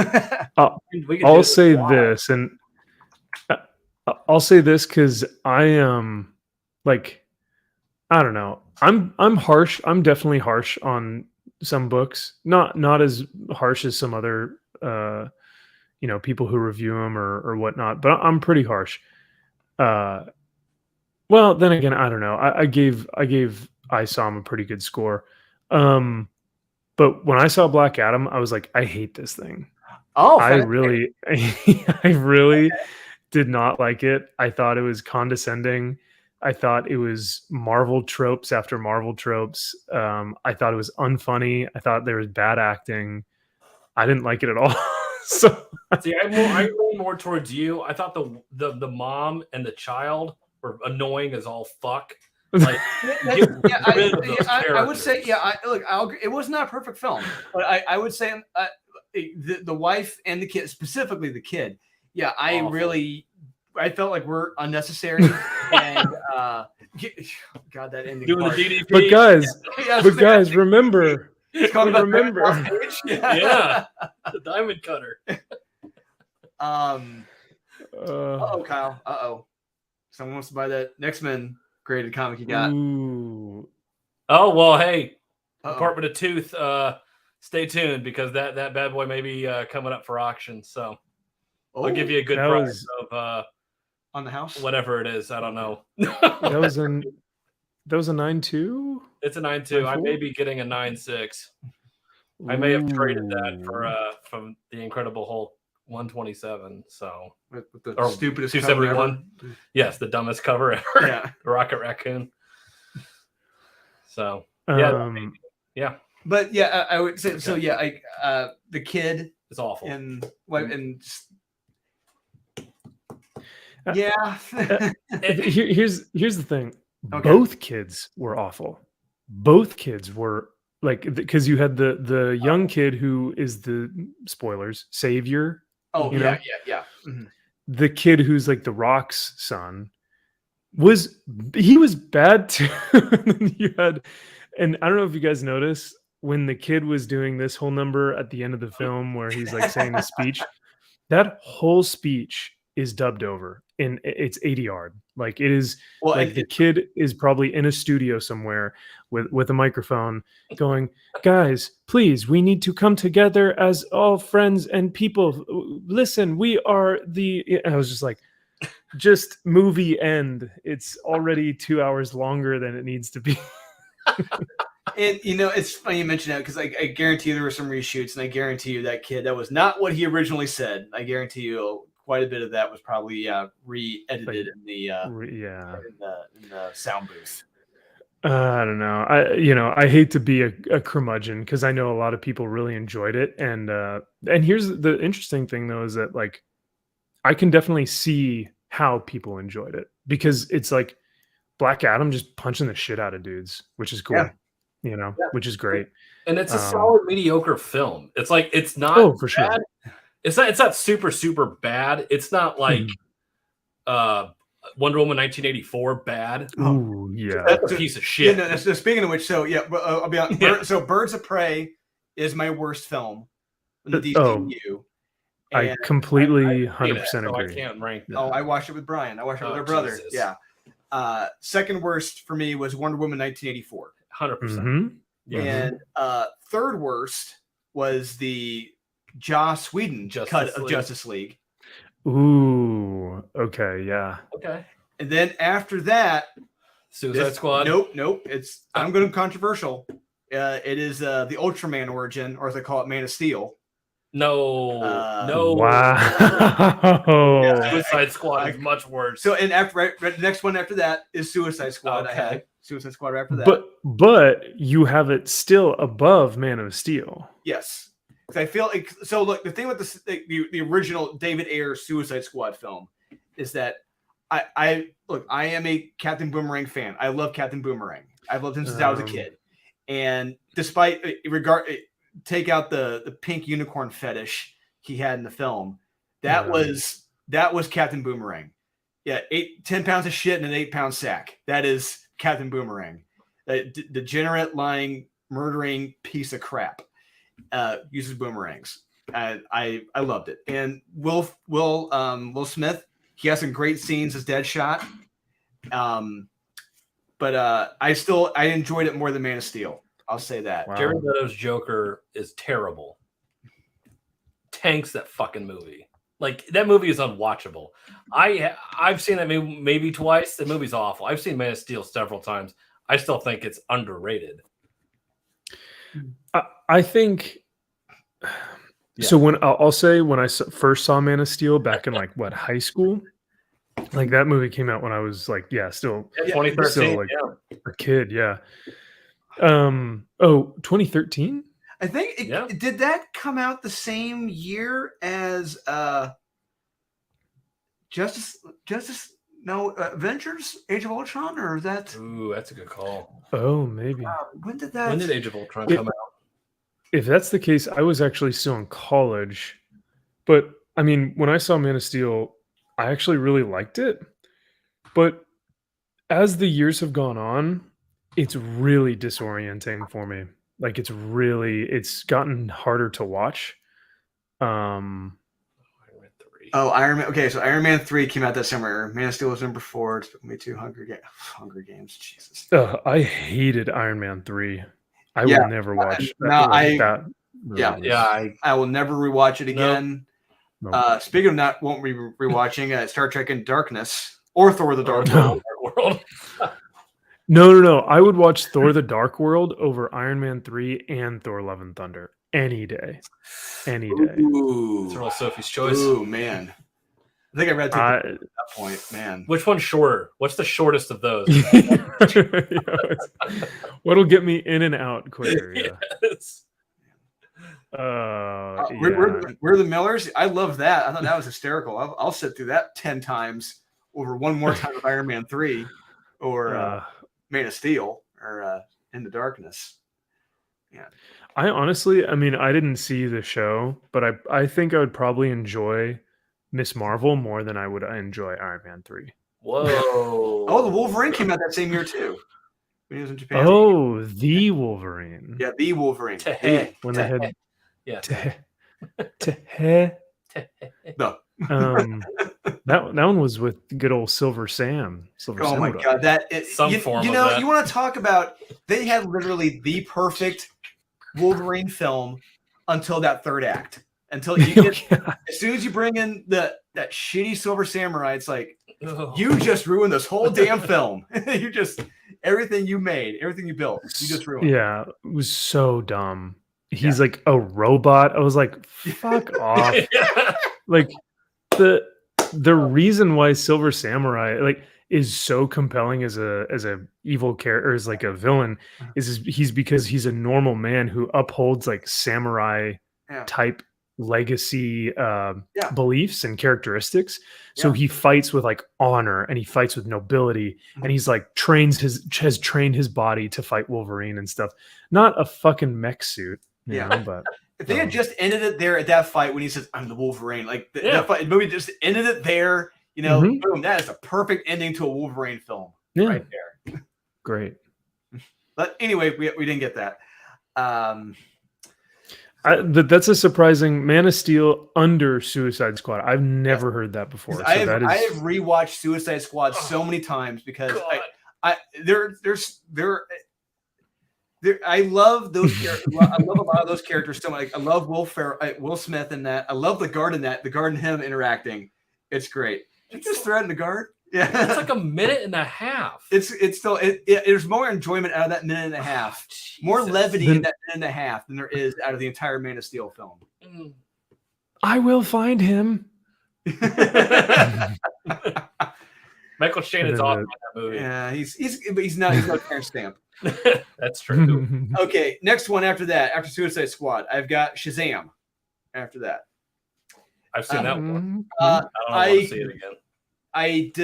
I don't like the Shazam family thing. I thought that was a crappy. Way too much. It was too much in one film, and it's that, hey, if everyone's special, no one's special type thing. Yeah. That's fair. Then after that, I enjoy it. Aquaman. Aquaman is my next one after that. I want to watch it again all the way through because it's been a while. You get the Trench, you get Black Manta, and you get Amber Turd. You know, It's true. and And you get Julie Andrews. yeah, and Julie Andrews. That's a Kraken. Yeah. Yeah. She was Cherry Bobbins for the sequel the same year, ironically. Yeah. Aquaman, you get a lot of stuff thrown at you quick. And then it's like Lord of the Rings underwater crabs versus like seahorses and stuff. It's wild. Yeah. The suit he's in, the costume He looked badass, and he's riding a flipping seahorse. Yeah. It's like he made it look badass. That's all I'm going to say. Then after that, I have Batman versus Superman. That's a good review, though. Did you say that was a guilty pleasure for who? Yeah, so I love watching that film. Because I love Ben Affleck as Batman. To me, that physical interpretation of Batman. Yes, I have a theory. I've got this theory. Which Batman? If I'm a thief and I steal something, which Batman do I not want to come across in an alleyway? To me, it's Ben Affleck's Batman. All right. It's 6'4", 260-pound Ben Affleck's Batman. Absolutely, hands down. No doubt. He's going to crush my nuts. Which he does the guy in the film. You see him like I think it's in the extended cut. He pulls the dagger out of his shoulder and he just goes up and it's like I think I just ripped that guy's nuts off. But and he's going to brand you at the same time. I'll give BVS one good scene, and that is when Batman is just destroying dudes in that warehouse or whatever. Yeah. But that, like, for me, that's the only redeeming. Like, BVS would be almost like by Birds of Prey for me at this point. Like, I think just because of how convoluted how long it was, how I don't really. But then there's also a lot of stuff that I don't even remember that happened. But then you have the Martha thing.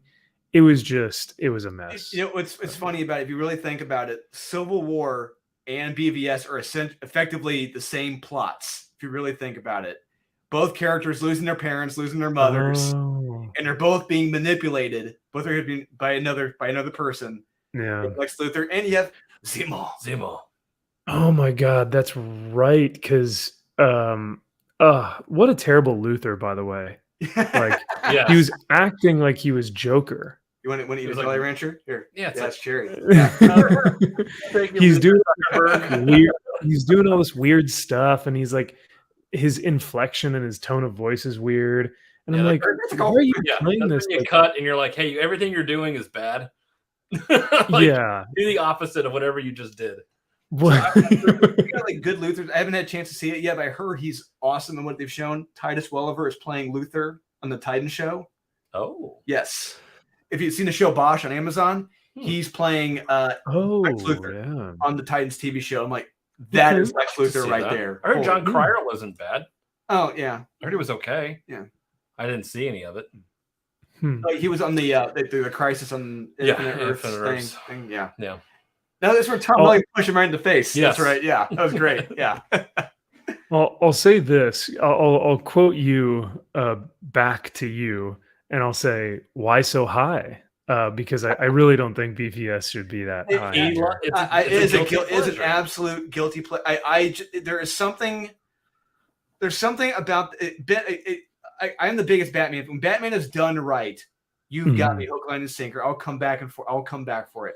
How Ben Affleck portrayed Batman in that film, how his physical dedication to that film, and that was to me, that was the Batman I'd always wanted to see on film in my life. Like that was the first time we saw the comic book costume. That's practically the new 52 Batman costume on the scene, on the screen. With like the big bat symbol. Like it's super thick and it's like, Yeah, it was kind of like it was actually like a super big. It was like a Frank Miller Batman, Dark Knight Dark Knight Returns Batman logo.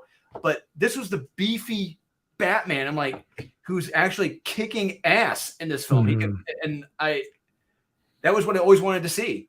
And you do small things like that, I'll keep coming back.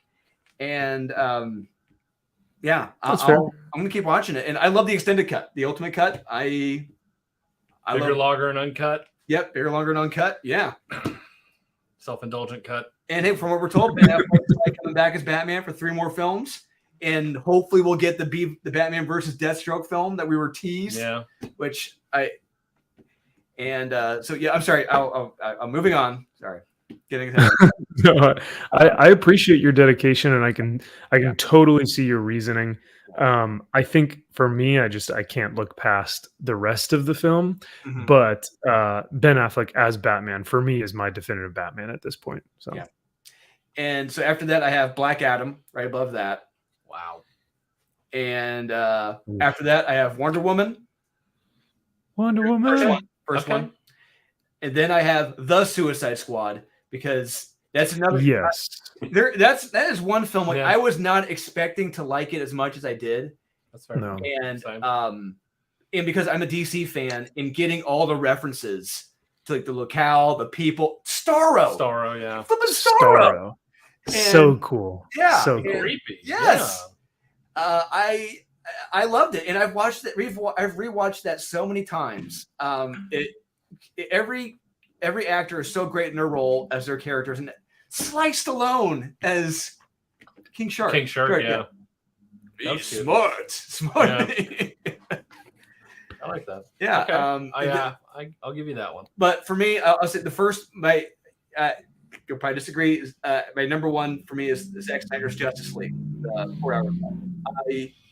I love that. That is, if we had gotten that, holy crap. Would you consider the Joker to be DCEU, or is that out of continuity? It's like much like that and the Batman. Those are the Batman. Those are out of continuity. But honestly, I would probably put Joker at. Joker would be second for me, and the Batman would be toward the bottom for me, because I never want to watch that again. Never, ever. Once was enough. I never want to see it again. Yeah. And if the rumors are true, we probably will never see him again. So I'm happy about that. But yeah, we'll see what happens. Yeah, I think that's fair. I would probably swap Joker and I would put Joker as my number one. If we are including Joker, I'd put that as my number one, and I completely understand why. Yeah, it's yeah, and I'd put the Snyder Justice League below that, and then I'd probably put the Suicide Squad, the Suicide Squad after that. But yeah, that is funny that Black Adam is very high on your list. I am a black. It's a case of Batman. You do it right. You do the character right. Yeah. I will like it. I'll come back. And The Rock did Black Adam justice in that film. That was that was the Black Adam I wanted. And after the tease we got the mid-credit scene, I'm like, oh my god, this could be epic coming up. This could be, and I hope it's so flippin' true. I hope it all happens, and I'm excited. To be honest, like I am more optimistic about where DC is heading right now than Marvel. I am so much more excited. Okay, I think. And I think I can understand what. Well, of course, because they brought back Henry Cavill, and now they have, what's his name? The two guys who are going to be like producing. James Gunn and James Gunn. So there's so we had broken. I'm gonna pull. I don't know if you saw it, but back in January, we had done a rumor video about the DCEU, talking about the rumors, who was coming back, who was what was true, what wasn't, and because we there's a certain scooper we follow, not Grace Randolph, not not her. This guy's name is Mikey Sutton, and yeah, he's got a website. It's called Geekosity. I think it's the name of the website. Yeah, here they are. So we did these back in January, beginning of the year. Wow. And yeah, the Snyderverse was no more, and there was a big update we had made in this video. So yeah, we can pull this. This is our video. I think I remember this one. I don't know. Oh, there's Titans. Oh, there's Luther. Yep. Hey. I am going to have to watch this now. Yeah. Interesting. Oh yeah, Baron Blood. That's right. Baron Blood is the villain. Yeah. So we had done a follow up on what happened, and Mikey Sutton had reported in this. We had from at this time that this is before the merger happened with Discovery. Damn! Look at those two good-looking guys on that. Look at that old setup. Legit camera, lighting. Yeah, a couple pros here, right? Yeah. Jeez. Yeah.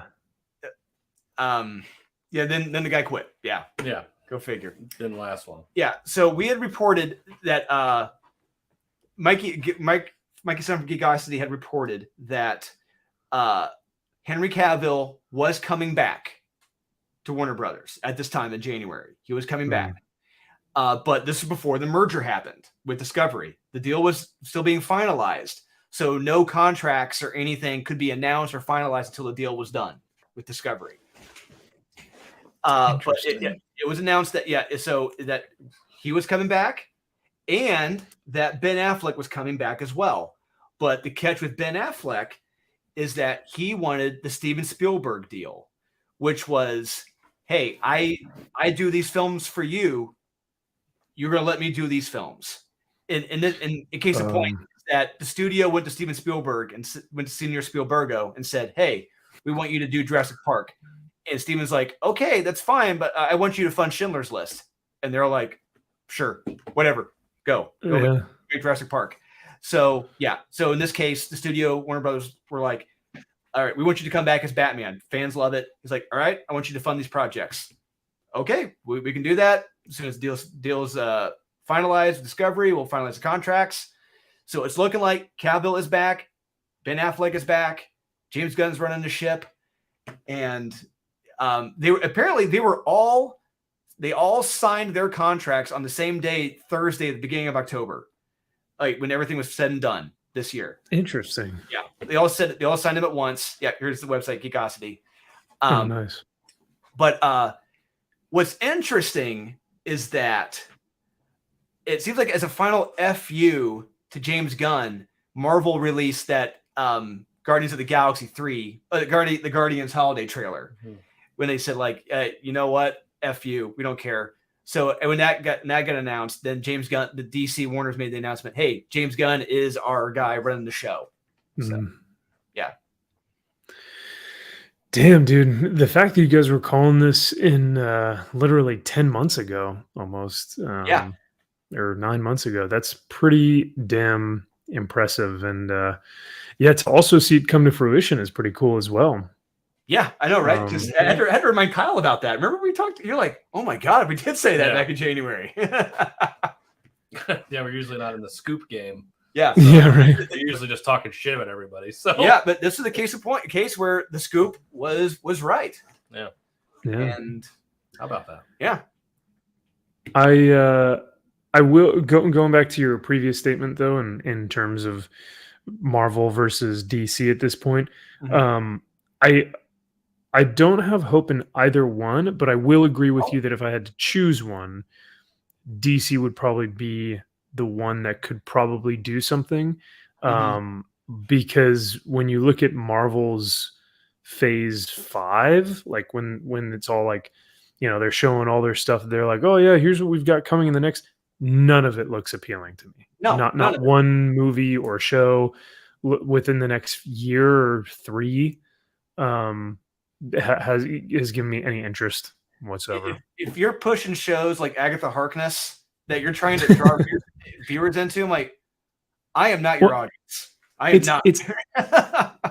Are you kidding me? Echo. Everyone knows who Echo is. No, I'm kidding. Yeah, and cares. Yeah, we all care about Echo.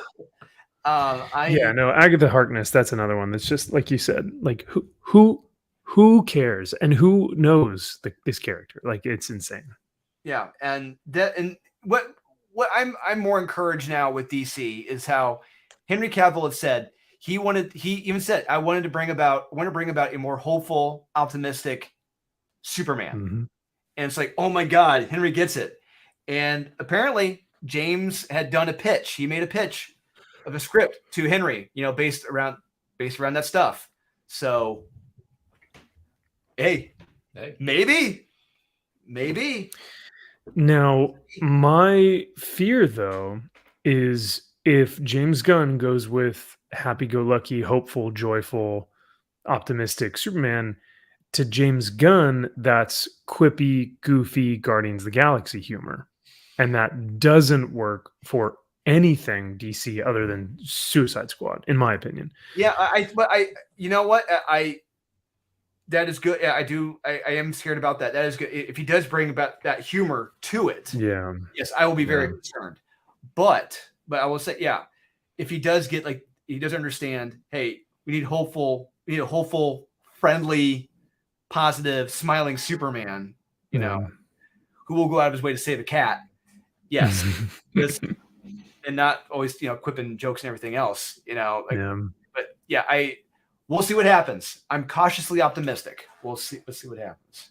Yeah. And that's fair. I did hear there were people that were applauding Black Adam and saying, this is the right this is the right direction for the DCU. And I was like, no. Like, if this is your direction for if Black Adam is what DC's future looks like, I'm not here for it. I'll be honest with you. Like, the Shazam 2 trailer, I want no part of that. That is not for me. Okay. Fair enough. I saw that. I'm like, he's fighting a bunch of middle-aged women. Old women. I mean, not middle, senior citizen women. It's just like old women. Once you beating them up, it looks bad. Helen Mirren. It's like, please don't do anything to hurt her. Like, no. Women that would be in Golden Range. Or Golden Rage? Golden Rage? Golden Rage, yeah. Golden Rage, yeah. Yeah, and Lucy Liu, isn't she in that too? Yeah, she's old as hell right now too. Yeah. So but yeah. And even they even got Michelle Pfeiffer for Quantumania. Yeah. And I don't, that's another movie, like, I don't want any part of that. We're getting Kang. He's done everything. He's the super secret villain. We got him in Loki, and no one cared about him in Loki either. What? So it's like, oh, what? He was the big. What are you talking about? He's the guy. What are you talking about? He's the puppet master. He's been doing all of this, guys. Yeah, it's because of him. Thanos and everything. Such a bummer. Jeez. The architect of all. And he doesn't even act like Kang. Like, he acts like just another dumb Marvel. That's what's so great. It's subverting expectations. You think he's supposed to be, actually serious and menacing and evil. Yeah. No. If you want to see a truly great representation of Kang on screen, go watch the Avengers Earth Mightiest Heroes cartoon that came out 10 years ago. Yeah. I think that was Michael J. White that did his voice, I think. Oh, but he was legit menacing. Holy crap. It was great. I actually liked the Earth's Mightiest Heroes. That was cool. Yeah. That's one of those where it's like, I got to watch this from the very beginning because it's like Justice League. It was all connected, and it was very long form storytelling. It was great. There are very few instances of animated films from DC and Marvel, or animated series from both of them, that I go like, meh, or that I go meh, like I didn't really like this. Most of the time, those like always hit home for me. Like the animated series always do much better. I don't know why that is. I think maybe it's just different producers, different casting directors, different. I don't know what. Yeah, but- and I think probably fewer. I would say there are few. I want to say there are fewer. I hate to say fewer eyes, but like not as many high-powered eyes of producers putting their stamp on an animated series as compared to a film. Not as many cooks in the kitchen, if you will. Yeah. Not as many hands in the cookie jar. Yeah. Because they go, oh, animated series. Who the fuck cares about that? And then, Yeah, I don't know. yeah. We got the Flash coming out from DC, so you know what? That'll right the ship. Yeah, that was what finished 5 years That'll do ago. Yep. That'll save them. I guarantee they're still doing reshoots and edits for that. Absolutely. I guarantee they're reshooting the ending right now, and I guarantee you, after all this big hullabaloo with Michael Keaton coming back, we're probably going to get a total of 10 minutes of him in the Batman costume. And it's all Ezra Miller saving the day. Yeah. Oh God, what a nightmare. You know, some athlete. Can we CGI him out of this movie completely and put somebody's face over his?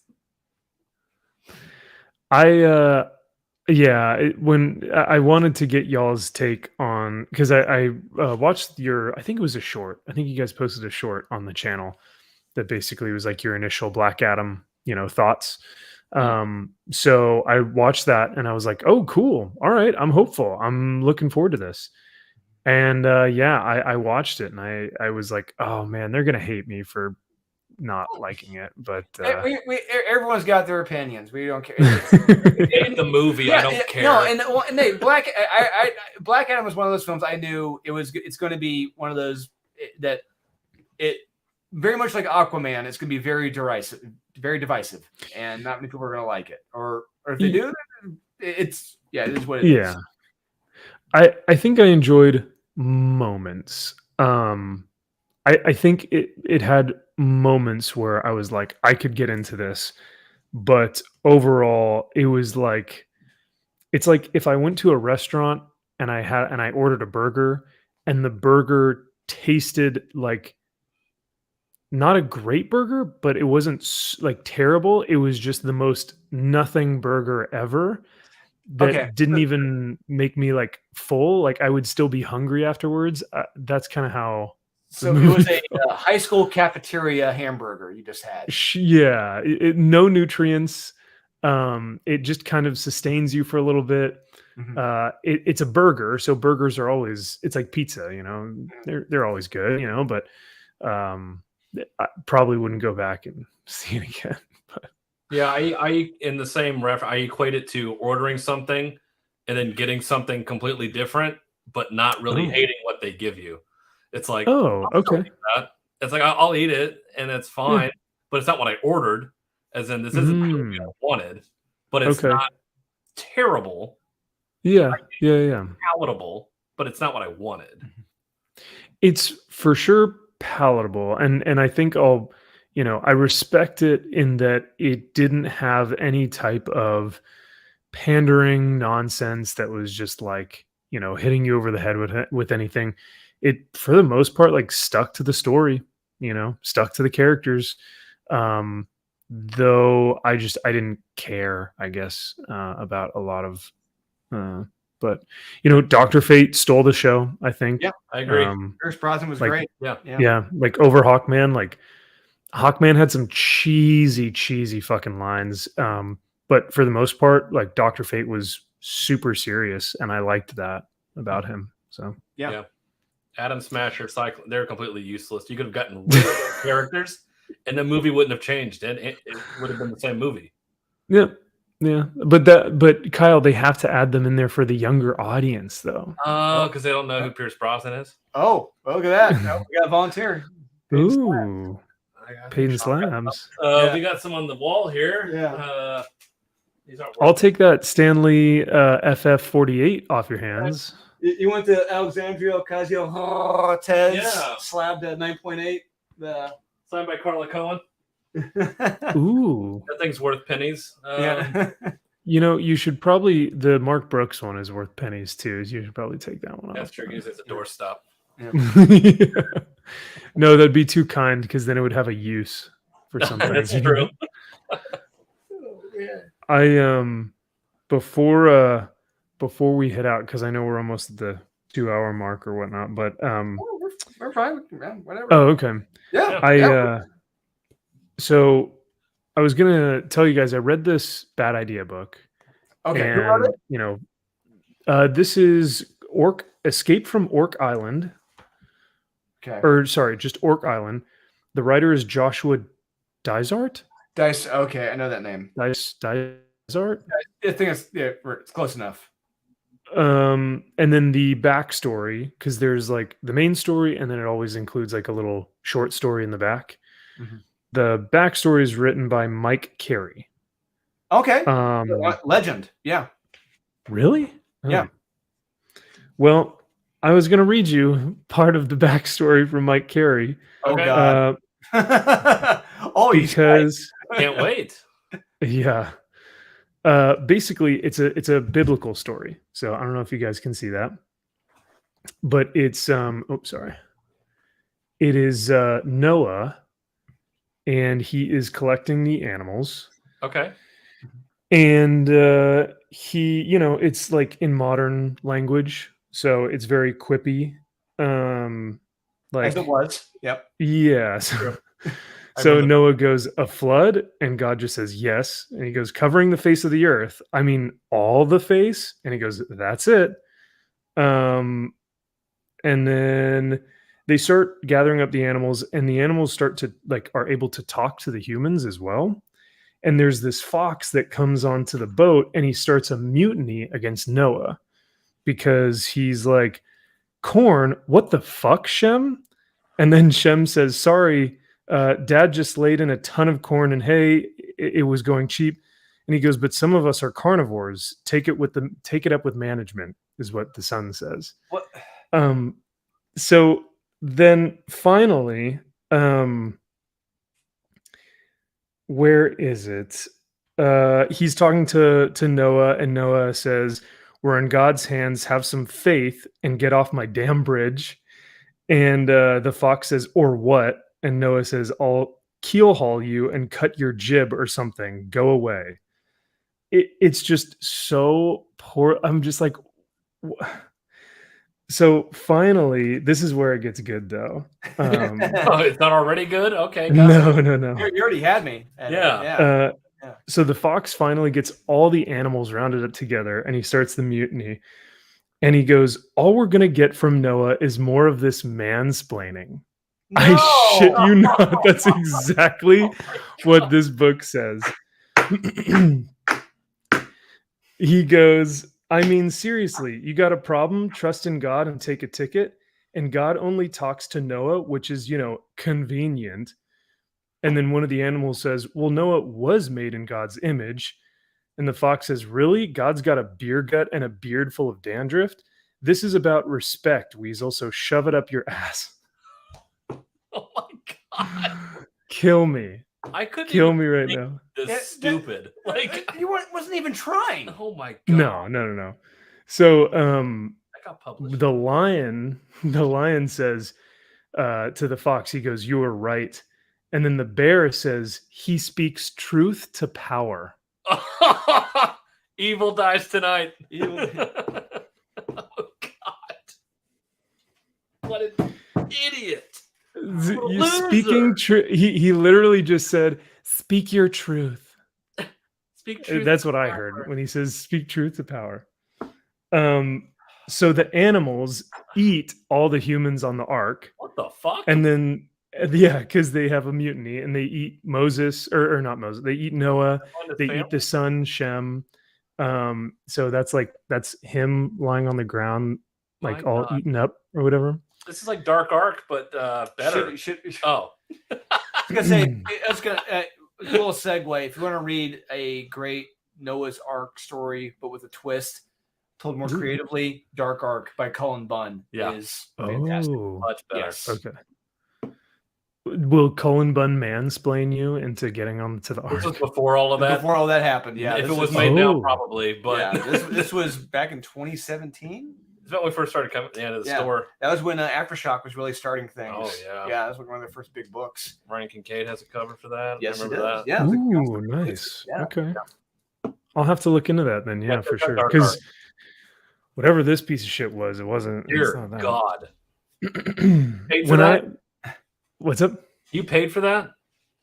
Unfortunately, yes. Yeah. How much And- was that? Do I need to tell you the price tag? Because now Please I'm do. embarrassed. What did you pay for that? $7.99. Oh, Fuck off. God damn. $7.99. So I'll say this, because what I did was Bad Idea had they had the option where you could prepay for your comics for the year. So I prepaid a flat rate that was like 25% off at my LCS. And I paid a flat rate for all the books that were going to come out from Bad Idea this year. This was one of them. And what sucks is like this also came out this week, and this is like 8 out of 10 comic book. It's amazing. Robert Venditti crushes it. Every character is so amazing. And then this came out the same week and was just shit. The story before it, Orc Island, is about half elf people and orc people that are down in the slums that are being held down by a floating city of patriarch. It's called the patriarchy. Oh my God. I shit you not. I'll send you guys the photos. But they basically collect orc skulls and make the throne for the patriarchy out of orc skulls. And the dwellers in this, like, kind of like downtrodden society, they are the ones who get, shit on, and their money gets taken, and their livelihood and everything. And the patriarchs live on this like big throne of orc skulls. So, yeah, $7.99. That sounds like a hoot and a half. Yeah, I was I was very disappointed, and I would rip this, but the thing is it's such good material. Like I can't rip the cardstock. Like it's so well made. Their quality of books, Yeah, their quality of printing is good. I will give them that. Okay. Well, I have a book here that slightly better than that, but I don't know what your take is. Inglorious Rex. Can we talk about it? I talked to Sean about it already. What do you say? Ooh. Yeah. Okay. He said, okay, we got to go ahead. You guys got the thumbs up. I don't want to make you know. I talked to Sean about it. All right. Okay, so we're not blowing smoke up Shane's tootie, No. but whatever. Tootie patootie. Patootie. There we go. The art is great. I will give him that. Art is fantastic. But the story's a mess. It's very mediocre book. At best. I've not read it yet. I actually have it. It's in my pile. So I would love to get y'all's take on it. Is it just too many characters, or is it just too much too quickly? No, it's not. Those are none of the factors. It's just the fact how what this was sold on. We don't really get much of that. Oh, Like the monster fighting, the kaiju fightings, and all that. Yeah. That's there's not a lot of kaiju fighting in the. What a bait and switch, if you will. Yeah, and really, I mean, yeah, there are some cool scenes here and there in this. There are some here and there, but they're not frequent enough for what I was hoping for, like what I was going to get. Yeah. Now, one project I can compare this to that did it better was Tyler Kirkham's Final Boss. Final Boss was a lot of fun. Yes, it was. Yeah. And that was action-packed fighting, like almost all the way through, which was fantastic. And I will take, I mean, it's like, yeah, that is a shit ton of dialogue. There was so much dialogue on every one of these pages. It came to a point where I wasn't reading it because it's announcers talking back and forth on top of inner monologue, on top of people talking. So it's like 15 word bubbles taking up all of his good art. And it's like, what are you doing, dude? Like, This is like I kind of equate it to the movie Real Steel with Hugh Jackman. Yeah. Kind of like that, although that movie is somehow better than this. And I'll take the original Twilight Zone episode with as you always do with Lee Marvin. Yeah. That was based off of. Yep. Yeah. So yeah, this book, it's a good idea and it's fun, but you bog it down because I feel like they have to give people their money's worth. So it's like, well, I have to make this 70 pages when I have 20 pages of actual story. All right, make the other 30 just nonstop fighting. There you go. You're set, man. Shit. Yeah, it's like Inglorious Rex, and you have people fighting on it with kaijus. It's like, that's what I want to see.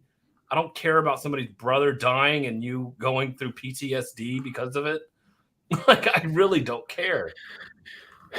I think that's been one of the hardest struggles right now is the fact that, like, you know, it's a there needs to be a balance between, because a lot of crowdfunded books are just like art with no story. But then there are other crowdfunded books that are story and art, but like no action, you know? So there has to be a good balance of, because I remember reviewing ISOM. The reason why I gave ISOM a lower score than I afterwards, after reading it again, is because there was not enough action in there. And granted, I understand why, because they were trying to set up this universe. But like you said, Inglorious Rex was sold not as a universe building thing. Inglorious Rex was sold as a monster fighting, book. Yeah, 100%. And that's what I wanted. And I backed this hardcore. I mean, I backed like the $120 you got tier. the sketch. Ooh, Yeah, I have a sketch, and that's fucking awesome. Yeah, it's that looks rad. Sketch. And it's like, so I backed this heavy, and I got the T-shirt, I got everything, because I'm like, this is a book that I could go for. And it's like, that cover is friggin' awesome. It is. Oh, that is sick. It's like this, and this is tough, really, when it comes to rating this. Like I am somewhere between a 6 to a 6.3 with this. I mean, I'm at a 5.56. Oh wow! I mean, it's man, that's low. It's just that it's a book that is marginal. I mean, I would give it probably a 6, marginally average or meh. Flip a coin. It's basically that. I was happy with this.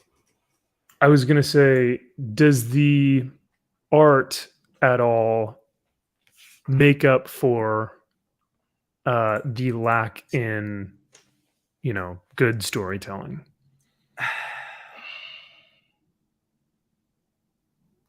I don't. In some pages, not a lot of it.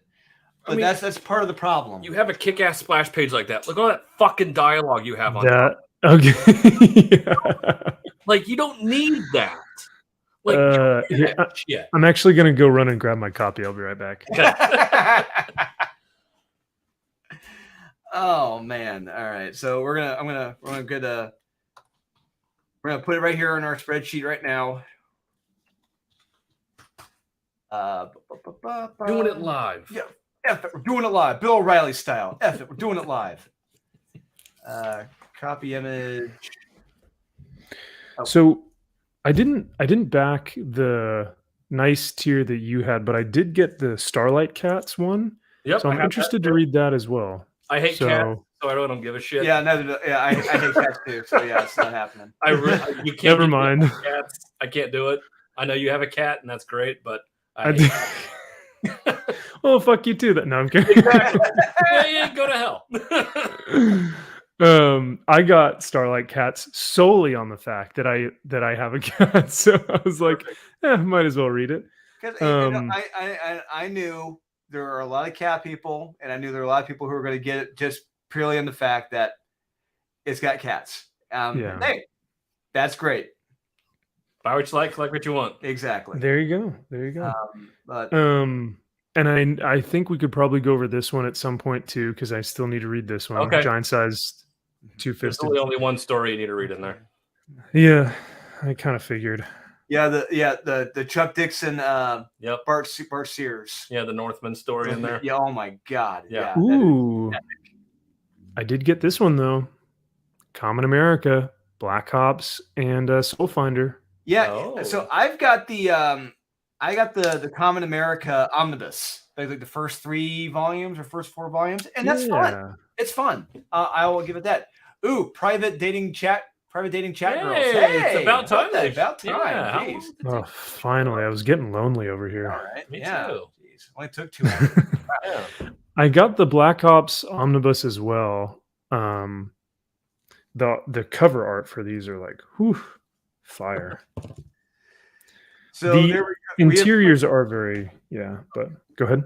Oh, sorry. So real quick, we have our crowdfunding chart here. As we have at the very top, we got Wraith the God at 8.5, Cyberfrog 8.3. Cyberfrog Red Planet 8.3. Then we have Cyberfrog Blood Honey at 8.0.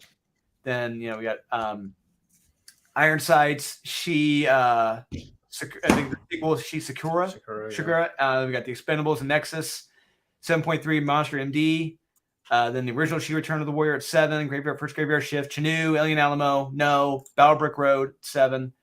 Then 6.5, we got Panic, Thin Blue Line, First Man 2, Graveyard Shift, Starblades, Ironsides 2, and Isom. Then 6.3, we got the original Jawbreakers, and at 6, marginally average, we got Inglorious Rex right there. Oof, damn. After reading Isom a second time, 6.5 is a perfect score for it. Right? Maybe consider reading it. Like if you want to back it, like we wouldn't. It's like you could do much worse. What we've said. So you got extra stuff. I think when I first got it and I read it, I was pretty hyped for it, so I gave it I think I gave it a 7 or 8. And then once my hype died down and my excitement for actually getting the book had died down, and I read it again super objectively, I was like, oh, this is a 6 or 7, not 7 or 8. It's a solid 6.5. Yeah, that's fair. And I put Giant Size 2 Fist Manly Tales. I'd put that 6. Wow, go down to 6. You think about all the stories in there. You have one good story, and the rest are, I mean, I even if I don't enjoy some of the stories in here, because I've only read the first one. We'll split the difference. We'll call it 6.3. So we'll call it 6.3. That's fair. Yeah, we'll call it 6.3. Yeah. I'm interested to read that one solely because I think the gimmick of it is, for me, going to probably win me over more so, because like I am huge into like the masculinity of society. I think stoicism and like the masculine nature I think is really cool. So to have something like this come out where it's unabashedly testosterone. Yeah, it gives you like, but it's not that though. It isn't that? Okay. At least I personally, that's what I wanted. I was like, I want some kick-ass like man stories, like for fucking dudes, and it's really not that. It seemed like Chuck got the memo. Yeah, we're trying to play it easy. It's just like no, go hard in the paint. Like when you are a masculine person, I feel like that exudes in your writing. So I think even if Chuck didn't intend to, he probably is just like Hunter Ninja Bear. I think I was reading that one not too long ago, the other Chuck book. That one's testosterone filled like crazy because it's, hunters, ninjas, and bears. it's cool, so hell yeah. This I do also like that it's hardcover. I don't know if that's going to win me over any more than the soft cover, but I will say the one variant, like the similar type of stories I'm looking forward to coming out are the one that Ethan's publishing, where they're like comedic fairy tales that they're kind of doing. Rainbow the Brute. Yeah, it's not Rainbow the Brute. It's like another side book he's doing. You could have gone on top of it. Okay. It was, it's got like Kurt Metzger doing one. Yeah. He's got I think damn it, it's so long ago. Yeah. But it sounds I hysterical. don't know. Like all these different takes on fairy tales, but testosterone filled. Yeah. Like the gingerbread Okay. man's gonna be like John Wick, apparently, or something. Like my Cool God. Story Bro, or Yeah, Cool Story Bro. Yeah. Yeah, Cool Story Bro is what it's called. That could be really bad or really good. I'm not sure. He's got. I heard he's got Bill Willingham involved, and he's got all these big Okay. names involved with this book. It's like I cannot wait to read this. So, but we'll see what happens. Give me 1 sec. I'm gonna run to the restroom real quick.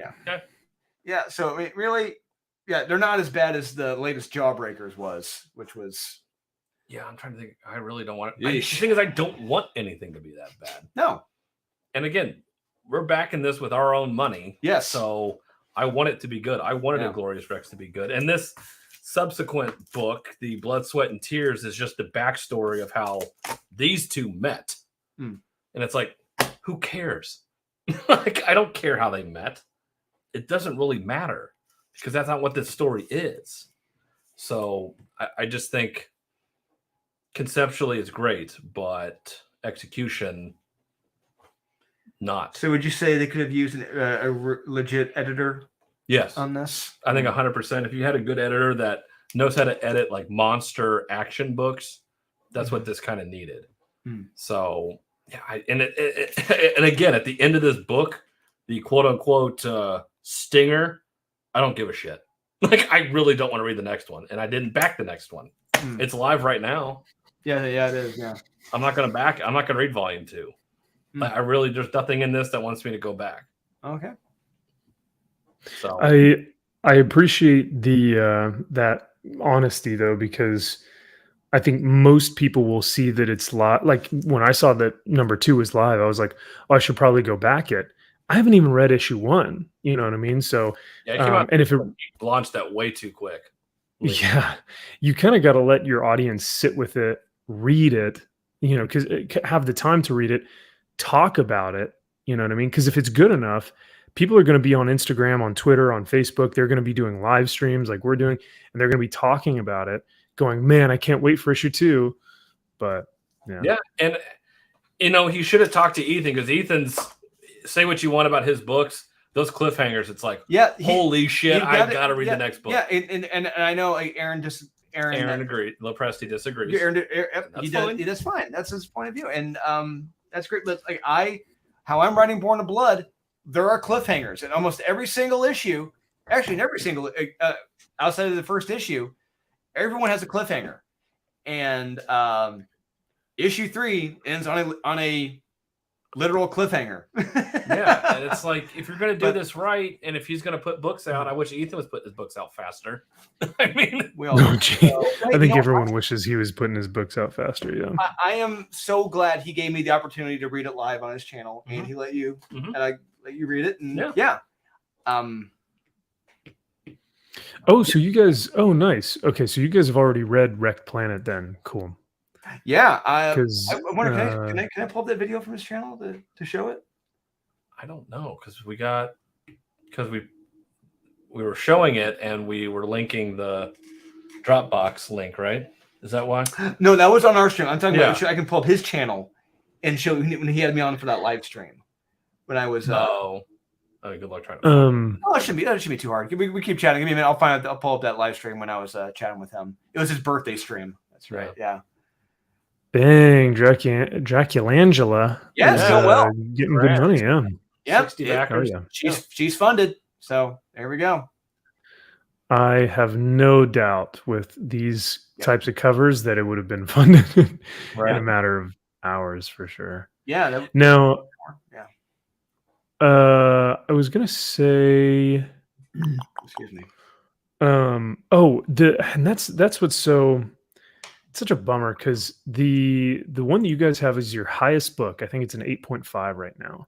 Yeah. Wraith of God, right? Yep. I don't know where else I could find that other than waiting for the next, time to back another project by him, and maybe he has it as an add-on, but or maybe eBay. But that was the one book that I haven't backed. Like I've backed. These are all like crowdfunded projects, and that was one that I didn't get because I was like, it looks fine. and I was just trying to save money. Sure enough, that's like the best one so far. So I'm Well, kind we'll of kicking chat, myself 'cause in the. I have an extra copy of Oh, cover A. So Oh yeah, Oh, I've got 2 extra copies as well. So yeah, so if you want, I might, if you sweet talk me enough, I might send you a copy of cover A because I got 2 of them. Oh, okay. Well, I hope maybe you can once we're done with the stream, you can name your price because we know that you're one of those whatnot sellers, one of those Yeah. flippers. Yeah, I flip everything, so it's got to go for at least triple what I paid for it. It's going to be $100. Yep, 100%. So Whatever it is on eBay, triple it. yep. How Yeah. bad do you All want right. it? I know. Yes. That's for the a price good point. of on the house. But yeah, Kyle's like, you got to call me Kevin first. And then I'll Exactly. think about it. but I feel like we're fair. We try to be fair and impartial to all these. It's like we want to like all these books, and I can.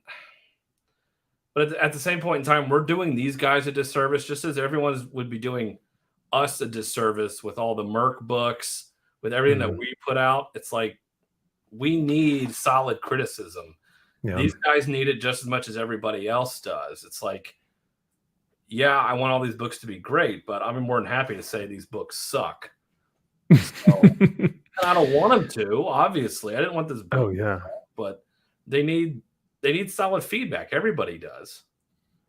The other thing too is that I think more people, more often than not, will probably say that it's better that it actually is. Maybe because they want the acknowledgement, they maybe want the status, or they want to kind of be in with the group, and that's fine. Like I can understand why grading books a little. It's like critics when they review a movie. Like if they review it better, they're going to be offered, an opportunity to go see another preview or whatever. So yeah, and I get it. It's like I'm not beholden to anybody. I don't give a fuck about these people. I don't give a fuck about anybody. It's like Sean wanted us to do this to give us our impartial review of this because we like comic books and we read everything. It's like, yeah, I'm not beholden to these guys. Yeah. Just because we talk to them doesn't mean that I'm beholden to them. So, funny story about this on the cover where Jamie had like a hair covering the bee. It looked like pouring of blood. So it's yeah. I'll have to look at. Well, after issue number 2, I thought he was calling it porn of blood just because of the interiors. I didn't know about the lettering. Oh, I right, crowdfunded 9. I love that. Awesome, thank you. Hell yeah, yeah. I'll say this: I read it with one hand. My other hand was. My other hand was busy doing something else while I was reading Born of Blood. Writing down all the criticisms of the book. That was the other sure, it was doing emotion, writing something down, And hey, it's like I have said, so many people I've shown it to have loved it. They love how hot it gets, how hot steamy it gets. Ooh, I know. Talking about hot and steamy. Speaking of that, yeah. All right. Jeez. Right? Yeah. Oh, that's hot and steamy too. Yes, it is. What is that? Yeah, he probably took it down. So it was a birthday stream. But it was like 2 months ago, I think. Was it 2 months ago? Yeah. Yeah, and we were just he had me. I popped in on a live stream he did, and yeah, we had a blast. And he had me read it live on his channel, and yeah, that's super cool. Yeah, I could not believe it, and I'm grateful he gave me the opportunity, and he trusted my opinion and criticisms of it, and I had fun reading it. Hell yeah, man! I will say, and back to kind of us not. Well, actually, there was that post by I think it was Robert or your boy Zach Robert Meyer. He posted something like, what is it mostly that people kind of have a hesitancy to back a crowdfunded project. And for me, I'd put price. Kyle, I think you would put oversaturation. Yes. It's getting to that point And now. yeah, and it's getting to that point for sure, because there's a new book, or there was a new book called like Kozor or something. By It Andy was- Smith. Yeah, Andy Smith, Kozar, yeah. Yeah. Yes. And it was kind of a Conan-like book, right? Yep. I purchased like all these like Conan like original 1980s Conan books, and I was like, If do you I want them, really think these need letters here? We have a metric shit ton of those Savage Sword of Conan magazines here. these ones? Really? Yeah. Oh shit! I gotta look through, because Yeah. dude, I bought 20 of these from this eBay seller. Crap. I'm They sure came Sean in- would give them to you. Jeez. Yeah, Like, I wouldn't wait. They God came in. They came in like great condition. Like the covers are pristine. The corners are nice. I opened the book, and none of the covers are attached by the staples, because the staples have rusted the shit out of the book. And so every time I turn a page, Uh-huh. the rusted staple just fucking eats through the paper. And I'm like, I was so mad. I think what probably happened was they stayed in the plastic for like years, just haven't been opened, and they got stuck to these rusty staples. Mhm. So yeah, I'm gonna have to contact Sean and be like, hey, hook me up with some Savage Sword of Conan. Because yeah, we've got short boxes of them. So yeah. Dude, fuck yeah. I love those. I mean, we're talking early Barry Windsor Smith, early Roy Thomas, and then And I think Mark Silvestri worked on some of those too back in the day. potentially John Buscema. John Buscema is on like all of these too. So Johnny B. yeah. Forget Mark Silvestri. He was one of the image founding fathers, and he goes back a long way. He was already a millionaire. He was ready to call it quits before Image happened. He'd reached X-Men. He was done. DUN done. And they lured him in. And they're all hanging out they were hanging out at his Malibu beach house. That's how much money he had made off X-Men.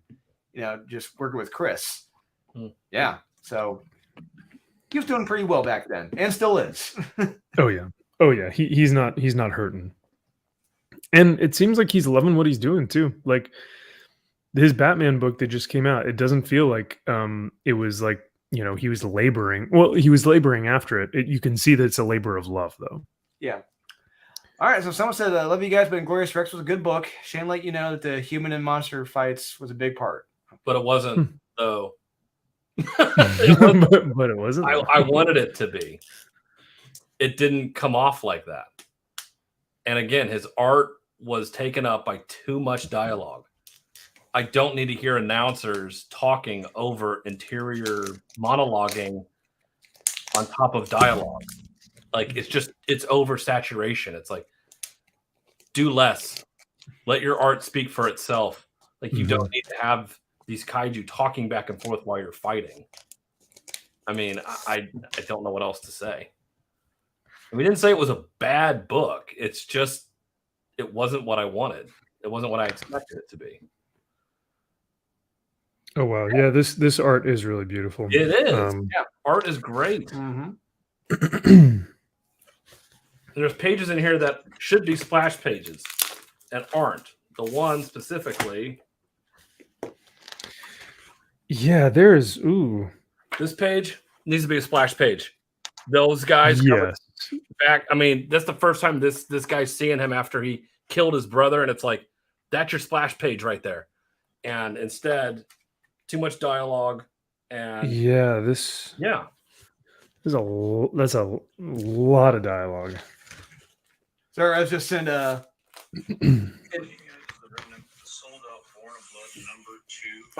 just got an image in this image at a store in California where they had Born of Blood.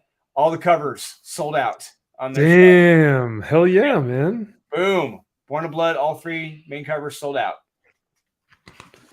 Sold out, baby. Hey, and that's right here in California. Yep.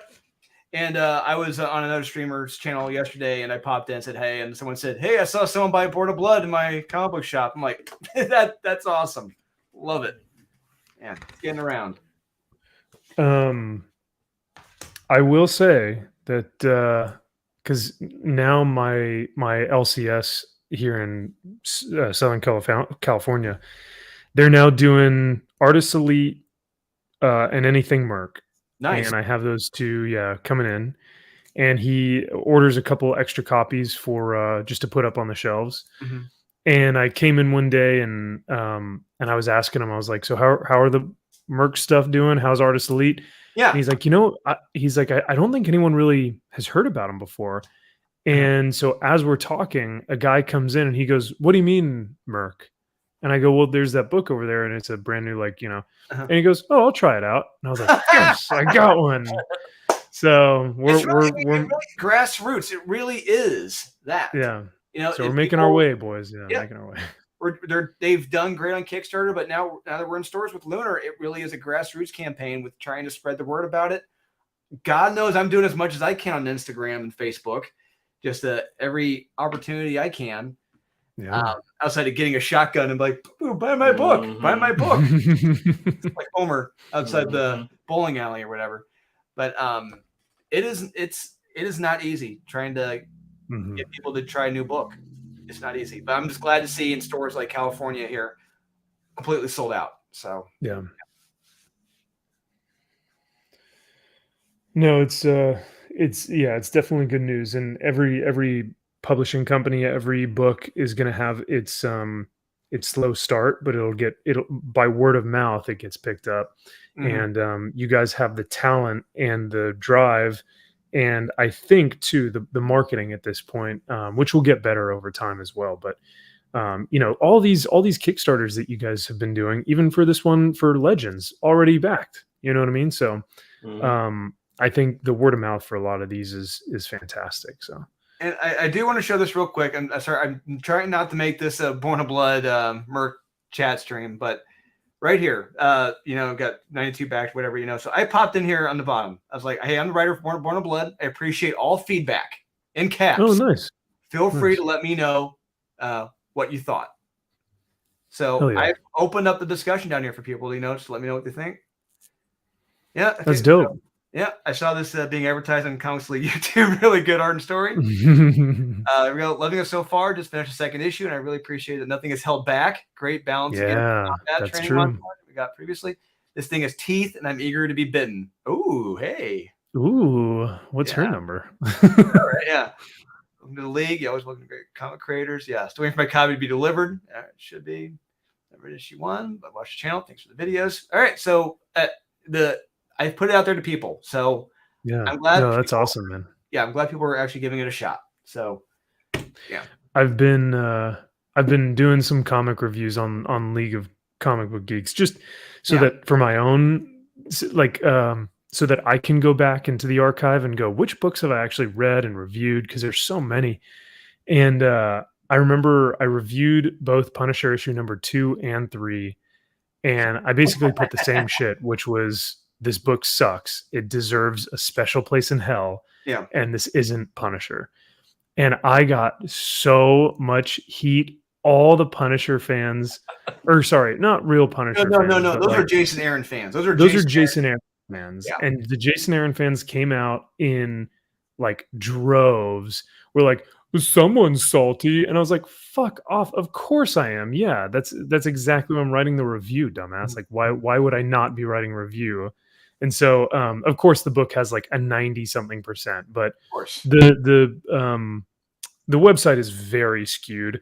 However, there are some books that I've reviewed and people have agreed with me. So you put yourself out there for criticism. Like I criticized the book. I gave it like a 1 star. And I was the odd man out, and they told me so. And after that murdering Kevin McAllister issue, I gave up. I was done. I said I'm not reviewing another Punisher book until Jason Aaron is gone. They get rid of that shitty Mandalorian logo, and they bring back the traditional logo, and he's got his guns back. That is, We'll never see that. Nope, we won't see it for another decade. Easy. So you bring Garth Ennis back on Punisher, which he was supposed to do. He was supposed to be. I talked to him at C2E2 December. The not this past one, but the one before that, prior to that. He said he was doing a Punisher miniseries for Marvel, but that's the issue, though. He's doing it for Marvel, and Marvel is owned by Disney now, and so editorial will have Garth's nuts by the just holding them there and just being like, hey, you can't do anything cool. Like Garth just needs to just go away from Marvel and DC, just keep doing his indie war books. Call it a day. His best stuff on Punisher is all the Punisher Max and Welcome Home Frank and all that good stuff. Absolutely. It's one thing I love talking. I was talking to Ryan Brown when he in New York. We were talking about Garth and Punisher. I love Kitchen Irish. Kitchen Irish was one of my best stories. Nice. And because I lived over there in the early 2000s, and we talked about the Irish, and we talked about the IRA, the Protestants and the Catholics, and I talked about when I was at Airman Leadership School, we had to do anti-terrorism reports, and I had to do a report on like a terrorist organization, and a lot of people did the IRA, but one thing I didn't realize until we did those reports was how many offshoots of the IRA there were. Oh, yeah. Like 10 different offshoots of it. And but our friend Christy Beeman, she's just looking at it. We're sitting in the bar, she's looking at us like this. She's like, really, guys? You guys are going on for 5 minutes about the IRA. Jeez. That's too funny. Yeah. Anyway, yeah. Hey, well, 200. How about that? But yeah, so next week's books. Holy crap. Yeah. Good or bad? I've read some very good stuff. Some. Ooh. Yeah. That's encouraging. Yes. So we just got Diamond in today. We got DC in a couple days ago. I've already read all my DC stuff.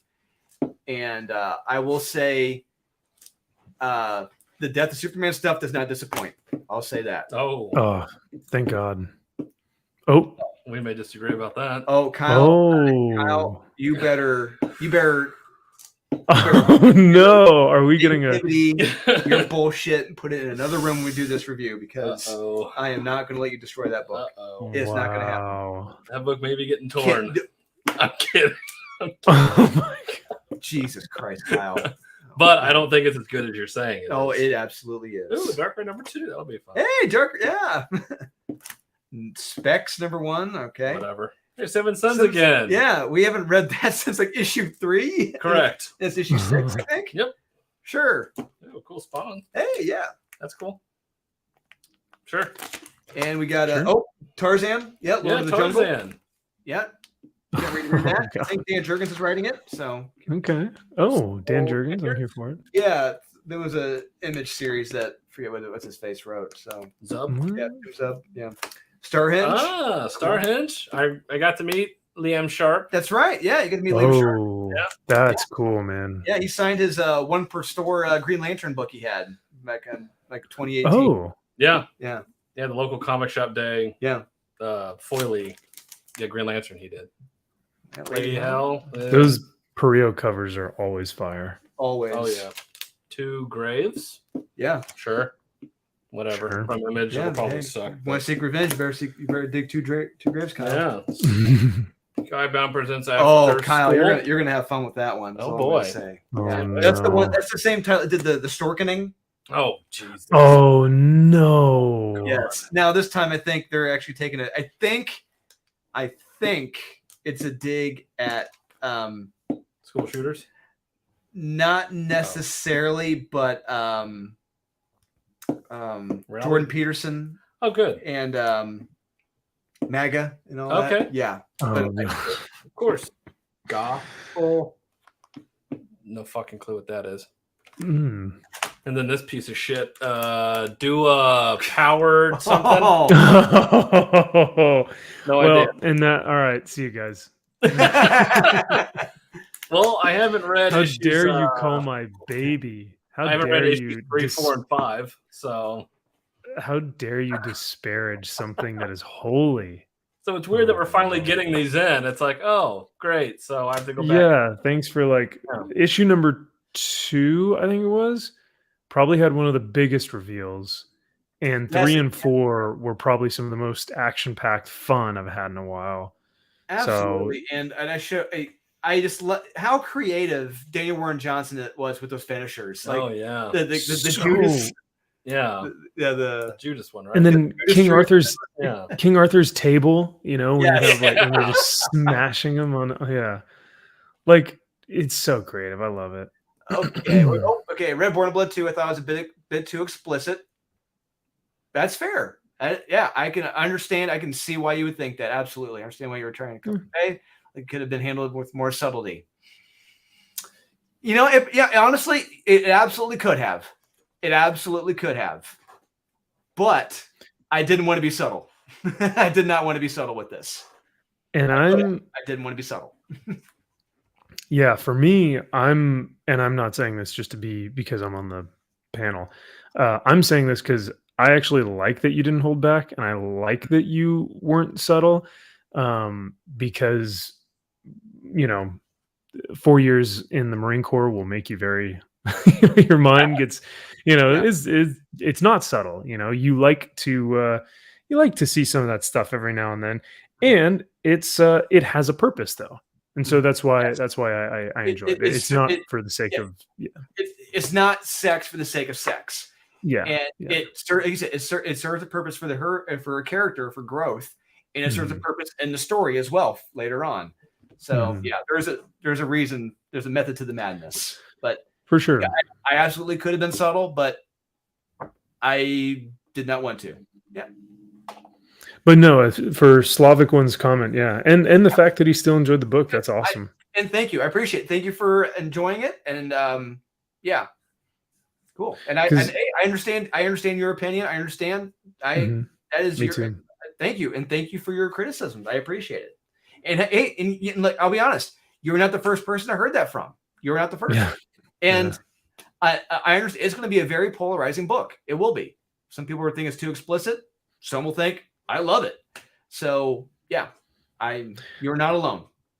I also really love all the Lady Death books, and Lady Death is like very much like just there are some splash pages that are just pinups of dominatrix. You know what I mean? Like it's just literally Lady Death hanging from chains, totally bound and naked. Like that's just some of the artwork, and it's gorgeous. But it serves a purpose for the story, and it's gets to the the little bit more explicit, maybe more raunchy, exciting parts of the book. So and I think what another factor that influenced me when I wrote issue 2 was I was on a big Tim Vigil kick at that point when I was writing it. Like I was reading through Faust, and and that doesn't help, I think, when you're writing a story. No.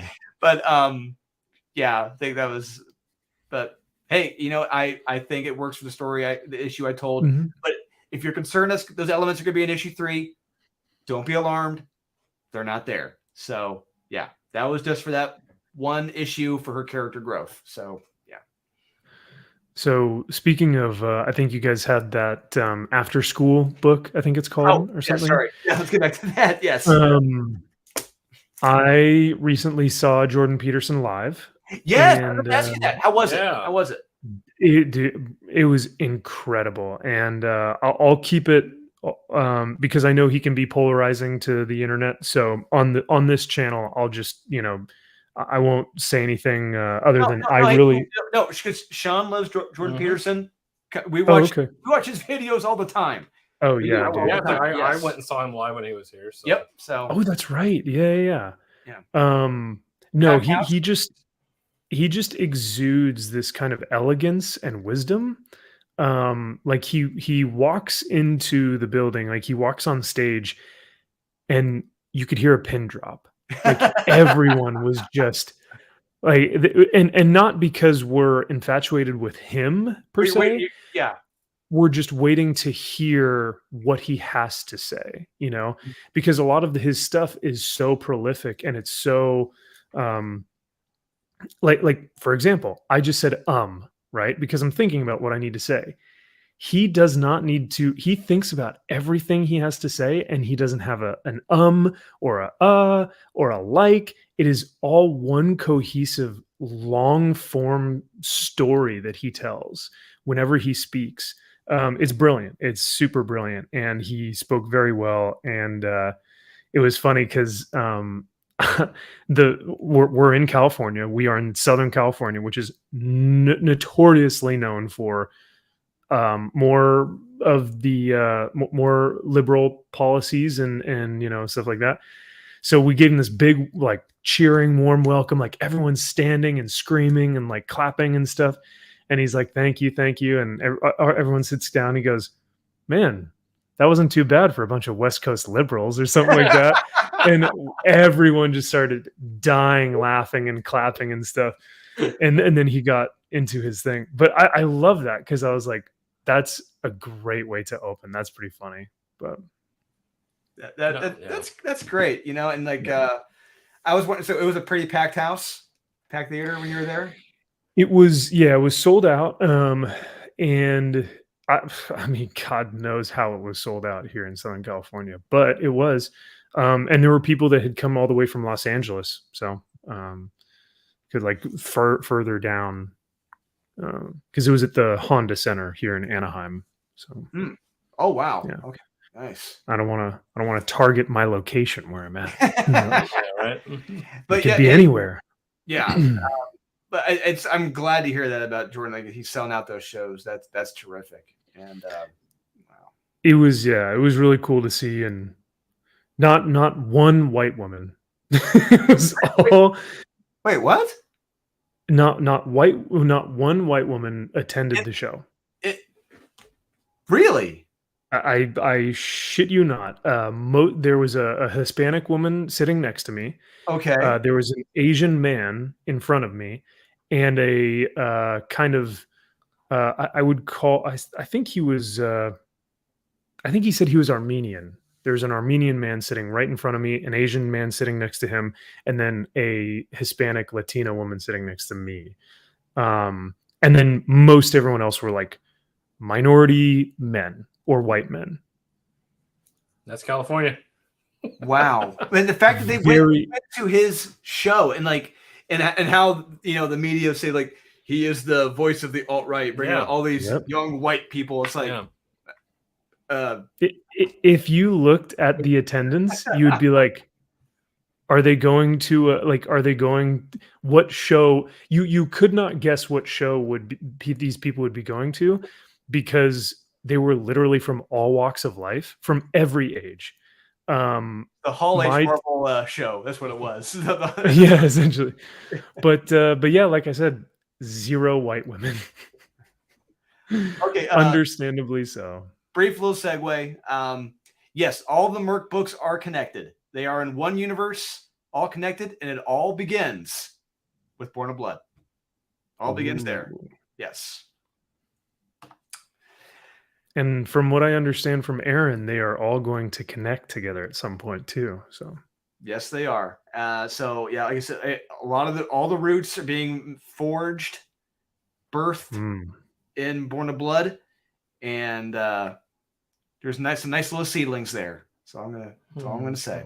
Nice. Okay, combo question. All the Geiger Anime Castle, Twig, and other recommends are damn cheap on eBay, like $40 slabs. Wow. Well, that's really? That's interesting.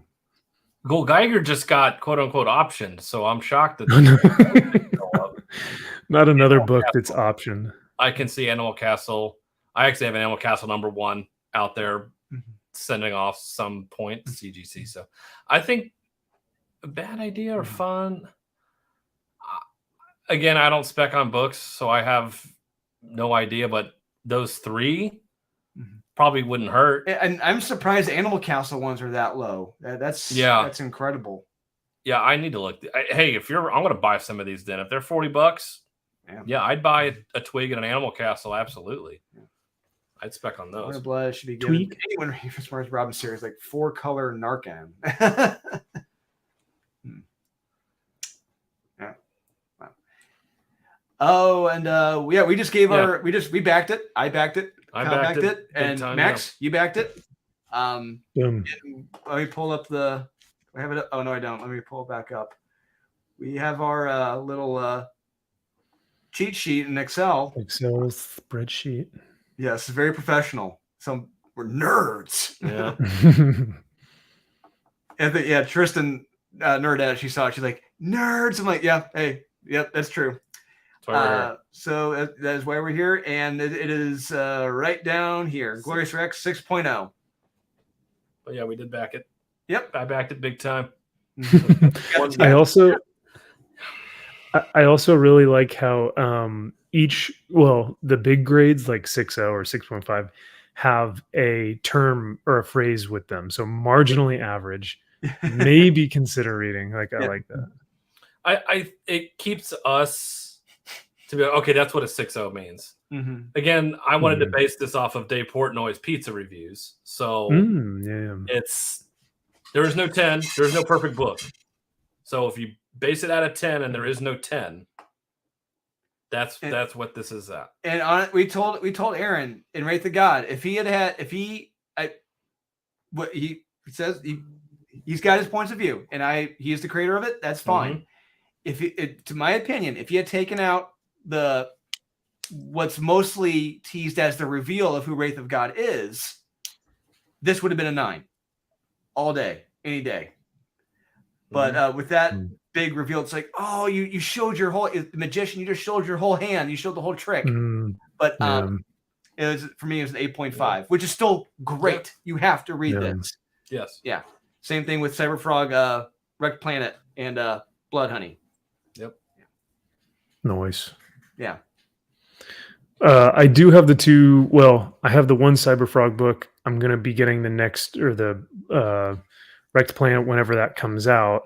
But yeah, Wraith of God. I'm gonna that and Savage Sword of Conan. We're gonna talk. Yeah. We're gonna make some deals.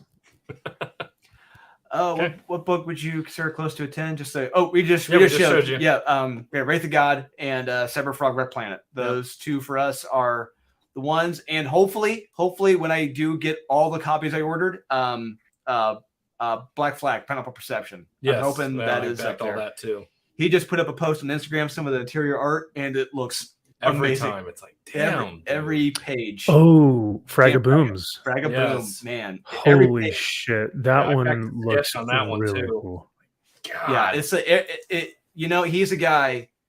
Every page he's putting his heart and soul into. Yes. You know? Mm-hmm. And I'm texting him, I'm messaging him, like, dude, how's it looking, man? He's like epic. And, he's right. What I'm seeing, it's epic. Yep. What's cool too is I actually have his original Black Flag issues, like from the 90s. Yeah. Like not the crowdfunding ones. Yeah. And those look great too. So to kind of come back to his old series is going to be a lot of fun to see. Absolutely. Yeah. I've got those old ones at home too. I've got all the variants with the McFarlane, Stephen Platts. Okay, so I meant of all time DC. Oh Jesus! I have no clue. I'd have to sit down for days. I don't know, man. Yeah, I don't know. But as far as crowdfunding goes, that's where it's at. Crowdfunding goes, because that's a different beast. You incorporate that stuff. That's tough. Yeah, it's hard to compare to this stuff to DC and Marvel. It's like you're going to compare. I mean, Wraith of God to Batman. I mean. It's apples and umbrellas. It's like you really can't. So, and a little fun fact: Mark McGrath, the Conan on the Cross, that cover was yes, yeah, I love that cover. I had to put that in one of my issues of Born of Blood. If you read Born of Blood 2, yeah, that's right. That cover, yep, it's in Born of Blood 2. They also did the homage of Uncanny X-Men cover. Yep. Yes, they did. Yeah. With Wolverine. Sylvester, yeah. And he's at Sylvester when he goes to shows now. He has prints out, nice fancy prints, and he has got that cover, the black and white of that you can get. Oh, yeah, dude, don't tell me that, because now I need. Such a bummer. Well, it's such a bummer that I didn't go because now I need to. Oh, it's any show he goes to. It Chicago Fan Expo in New York, anywhere Mark's at, he has all those prints of all his famous covers out. You know, they're all fancy and nice. Yeah. I have so much stuff for him to sign at this point that it would be like, I feel like I would be that guy, you know, who stands in line for like an hour. You're not, Max, you're not the only one. Whenever I go to shows, unfortunately, when I see the lines for Mark, he's got the guys who've got, you know, the cart wheels on them. You know, it's like, yep, I got these 10 right here. I got these other 10. I got these 10. It's like literally the guy in front of me at Garth Ennis. I was standing in line for Garth, and because I had my Punisher Kills the Marvel Universe to sign, the guy in front of me had, I don't know, 40 books for him to sign. And they're all the same one. All the same one right in front of me because the guy probably worked for a store. He pulled an Ernie. No, I told him. I know the guy. It's the guy. It's he owns a One Stop Comic Shop. Yeah. So whatever the fuck. And so he was stuck in front of me, and then the same guys for Jim Lee and Frank Miller. There were two guys in front of me. They had the wheel carts with 3 short boxes on them. It's just like, God damn it, every time. See, it's frustrating because when I will go up there and I have a stack of books, they're all like, you know, one is from X-Men, one is from Top Cow Comics, one is from which, by the way, that new Batman book, I forgot to mention this, feels more like a Top Cow book than a DC book. Absolutely. All day long. 100%. Yes. But I will have like all these different covers, all these different like deep cuts, like remember this issue, and he'll be looking at it like, oh shit, yeah, that's crazy. Like this is so cool. And you go through all the different books and stuff. But then I see the guy who's in line who, like you said, has like 40 copies of the same book. And I can't help but think that as a creator, you see that and you go, fuck me, dude. Like you don't want any of these books, do you? Right. You know what I mean? You're flipping all of these books. Yes, exactly. Like you are literally taking my money is what I would think as a creator. Like you are making me, or you're making me make you money, essentially. Yep. That's why for Jim Lee, I had him sign my Batman 608 second print, the first Hush with Batman on the gargoyle. I was like, can you personalize this for me? He's like, yeah, absolutely. So I told him how to spell my name, and he's like, man, you must have a hard time getting your name right at Starbucks. he's like, they never get that right, do they? I was like, no, they don't. They probably call you Kevin all the time, don't they? No. Yeah, this line for Alan, there were guys who had, you know, the wheelbarrow carts, anything and everything for him to sign. It's ridiculous. Every time I've had, because I've got an original art piece by Daniel Warren Johnson, and then I also had him do some comic books, sign some comic books for me.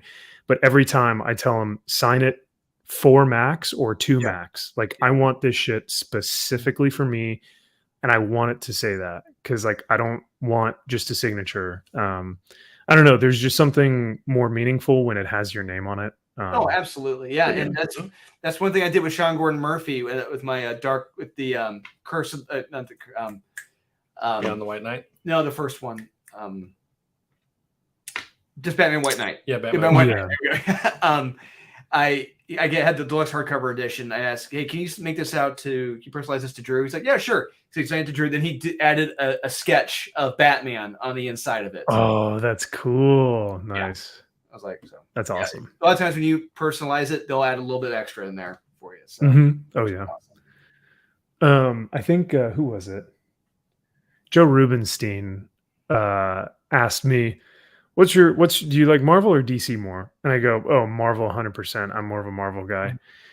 And he goes, okay, good, because I was almost about to draw you a Joker sketch, like because he was doing a little remark for me on one of his books.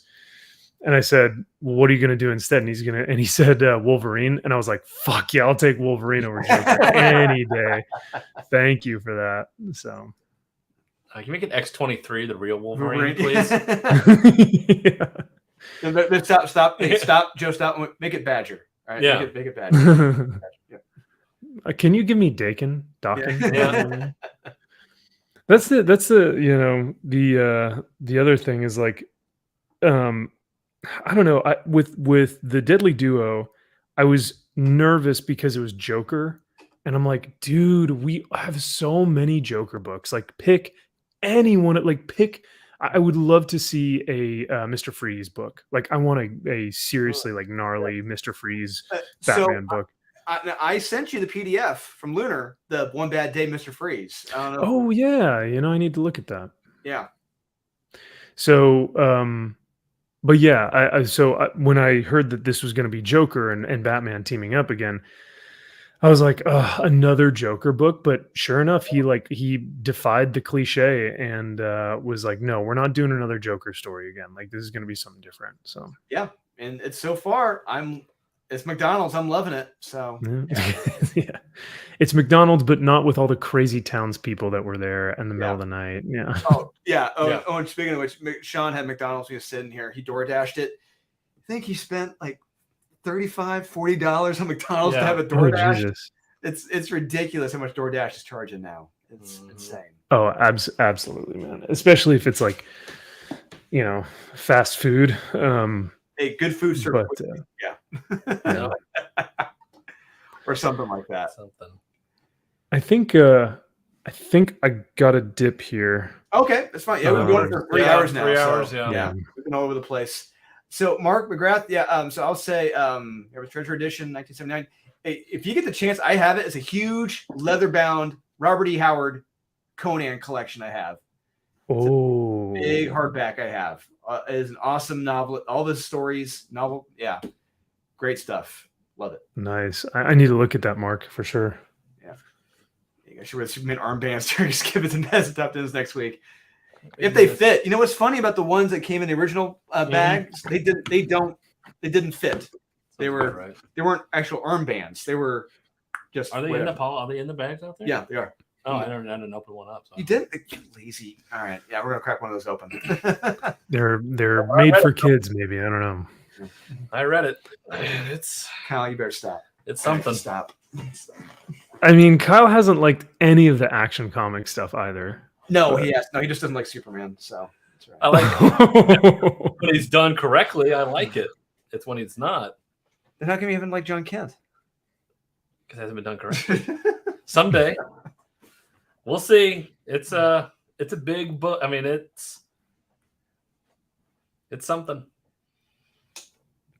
Is it going to be? Well, because I want to say you're leaning towards a meh, but I'm worried to say that it might not be. All I'm gonna say is it is definitely in my top 10, but where it lands in my top 10, find out. Okay. Yeah, I don't know where it's gonna land for me. It's a toss up. I got to marinate. And I tend to kind of fall right in between you guys sometimes. So like a book Kyle was too young for the Superman animated series. One of the best. And I loved the music for the Superman animated series. Yeah, I loved that anthem. It was so fucking cool. That's a good one. And the Fleischer cartoons are fun too. Yes, they're both great. Which you can watch for free right now on YouTube. Yeah. Mm-hmm. But hey, this 30th anniversary, we'll see.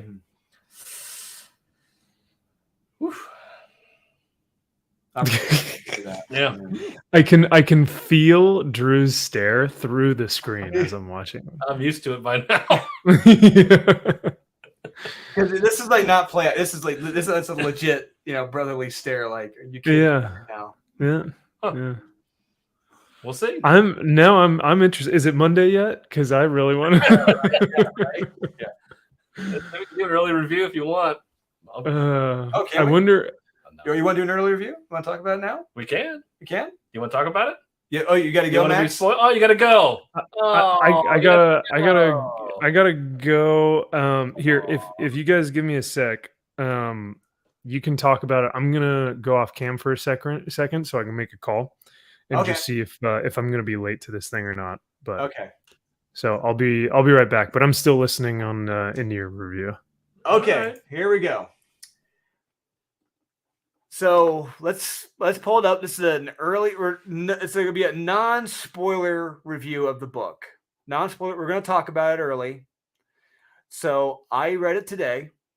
I did as well. Okay, here it is, Death of Superman 30th anniversary special, and like, look at this. You have Murderer's Row. Literally, yeah, you have the 1927 New York Yankees working on this damn book.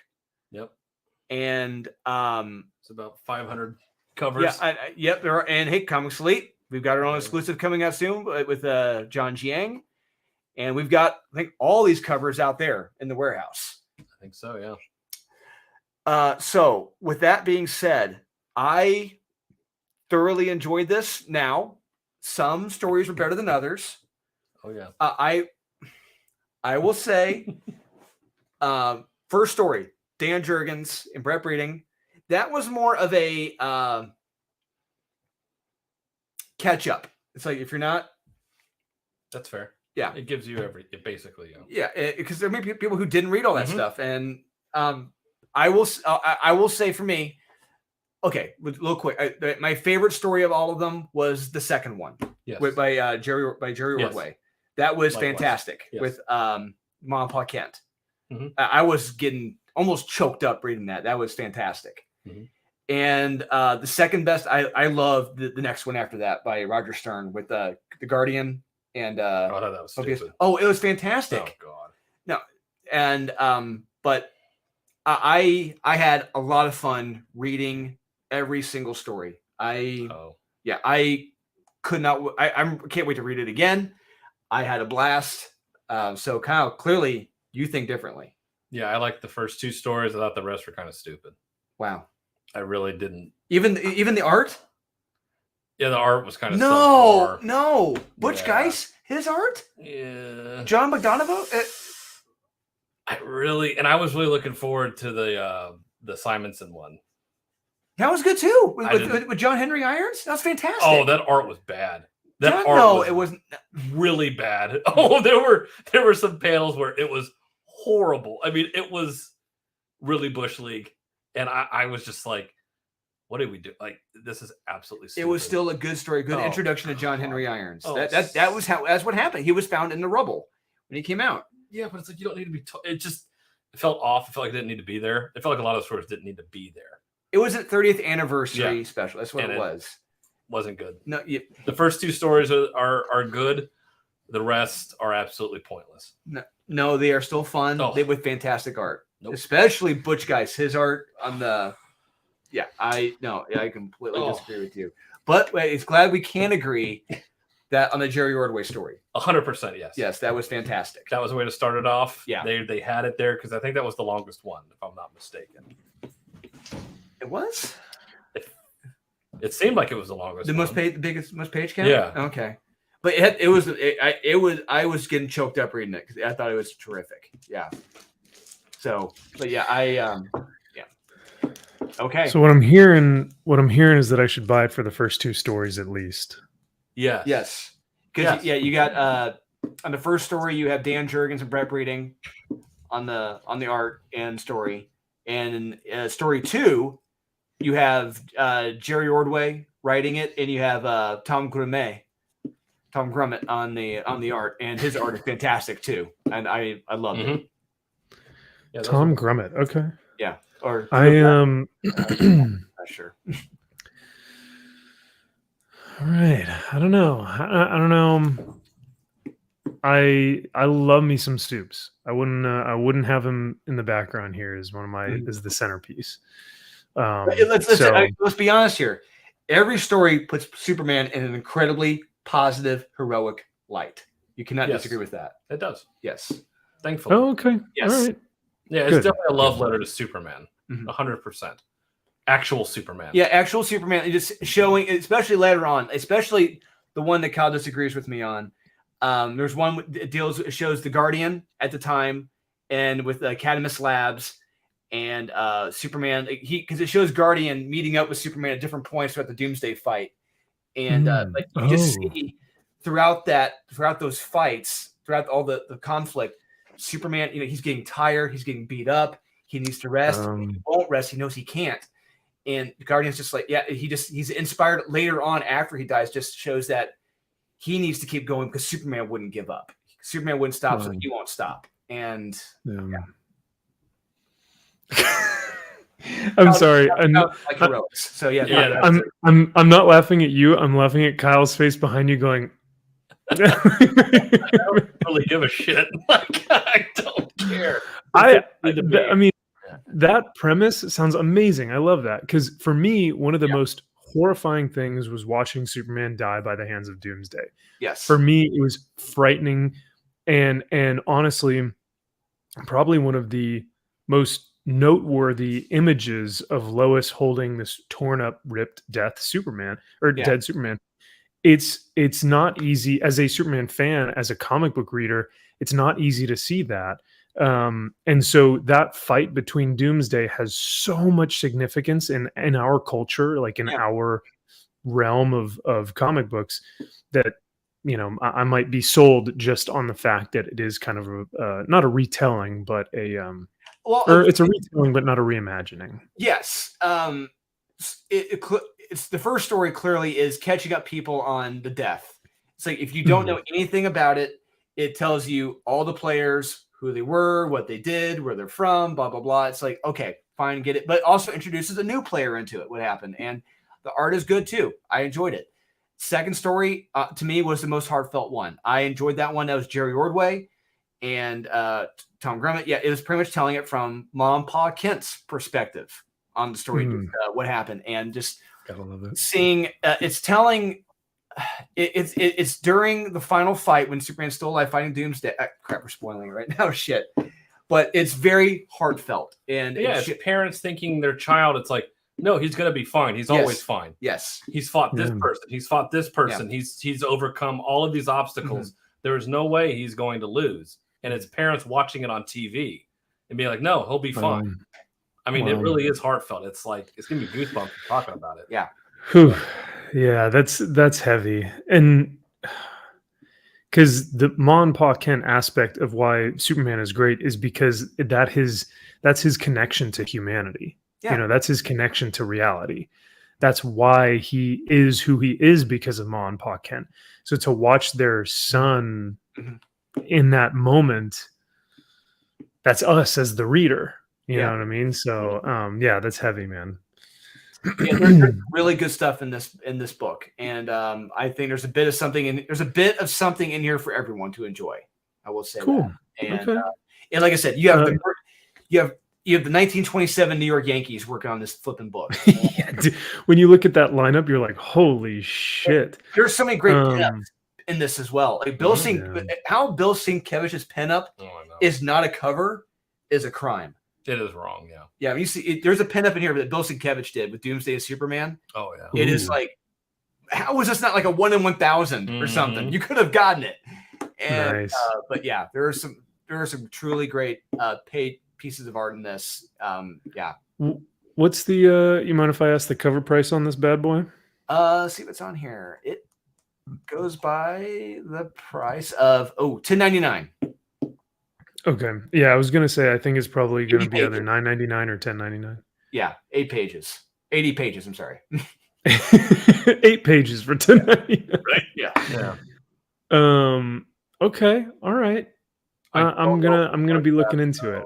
It got me. No, it like I said, Max, if you enjoyed that story I told you about with the Guardian, and encountering Superman throughout the Doomsday fight, and he sees him getting more and more beat down, but he's like, oh my God, he's not giving up. He's not stopping. Superman is just, he needs to take it, but he's not stopping. But it's great stuff. That's just one of the stories. Yeah.